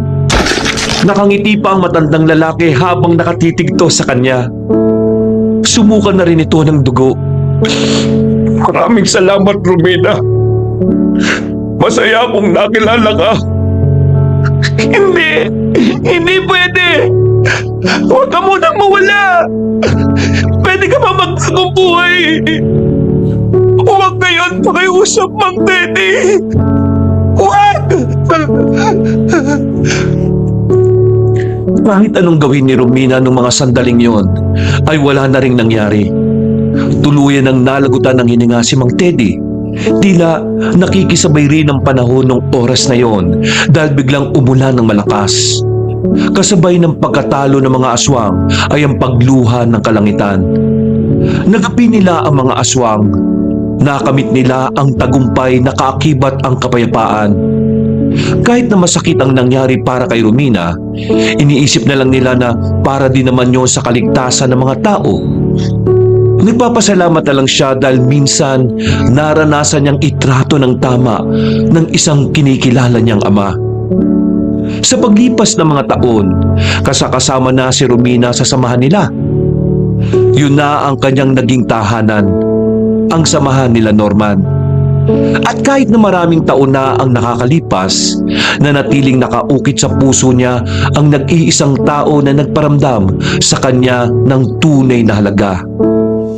Si Mang Teddy.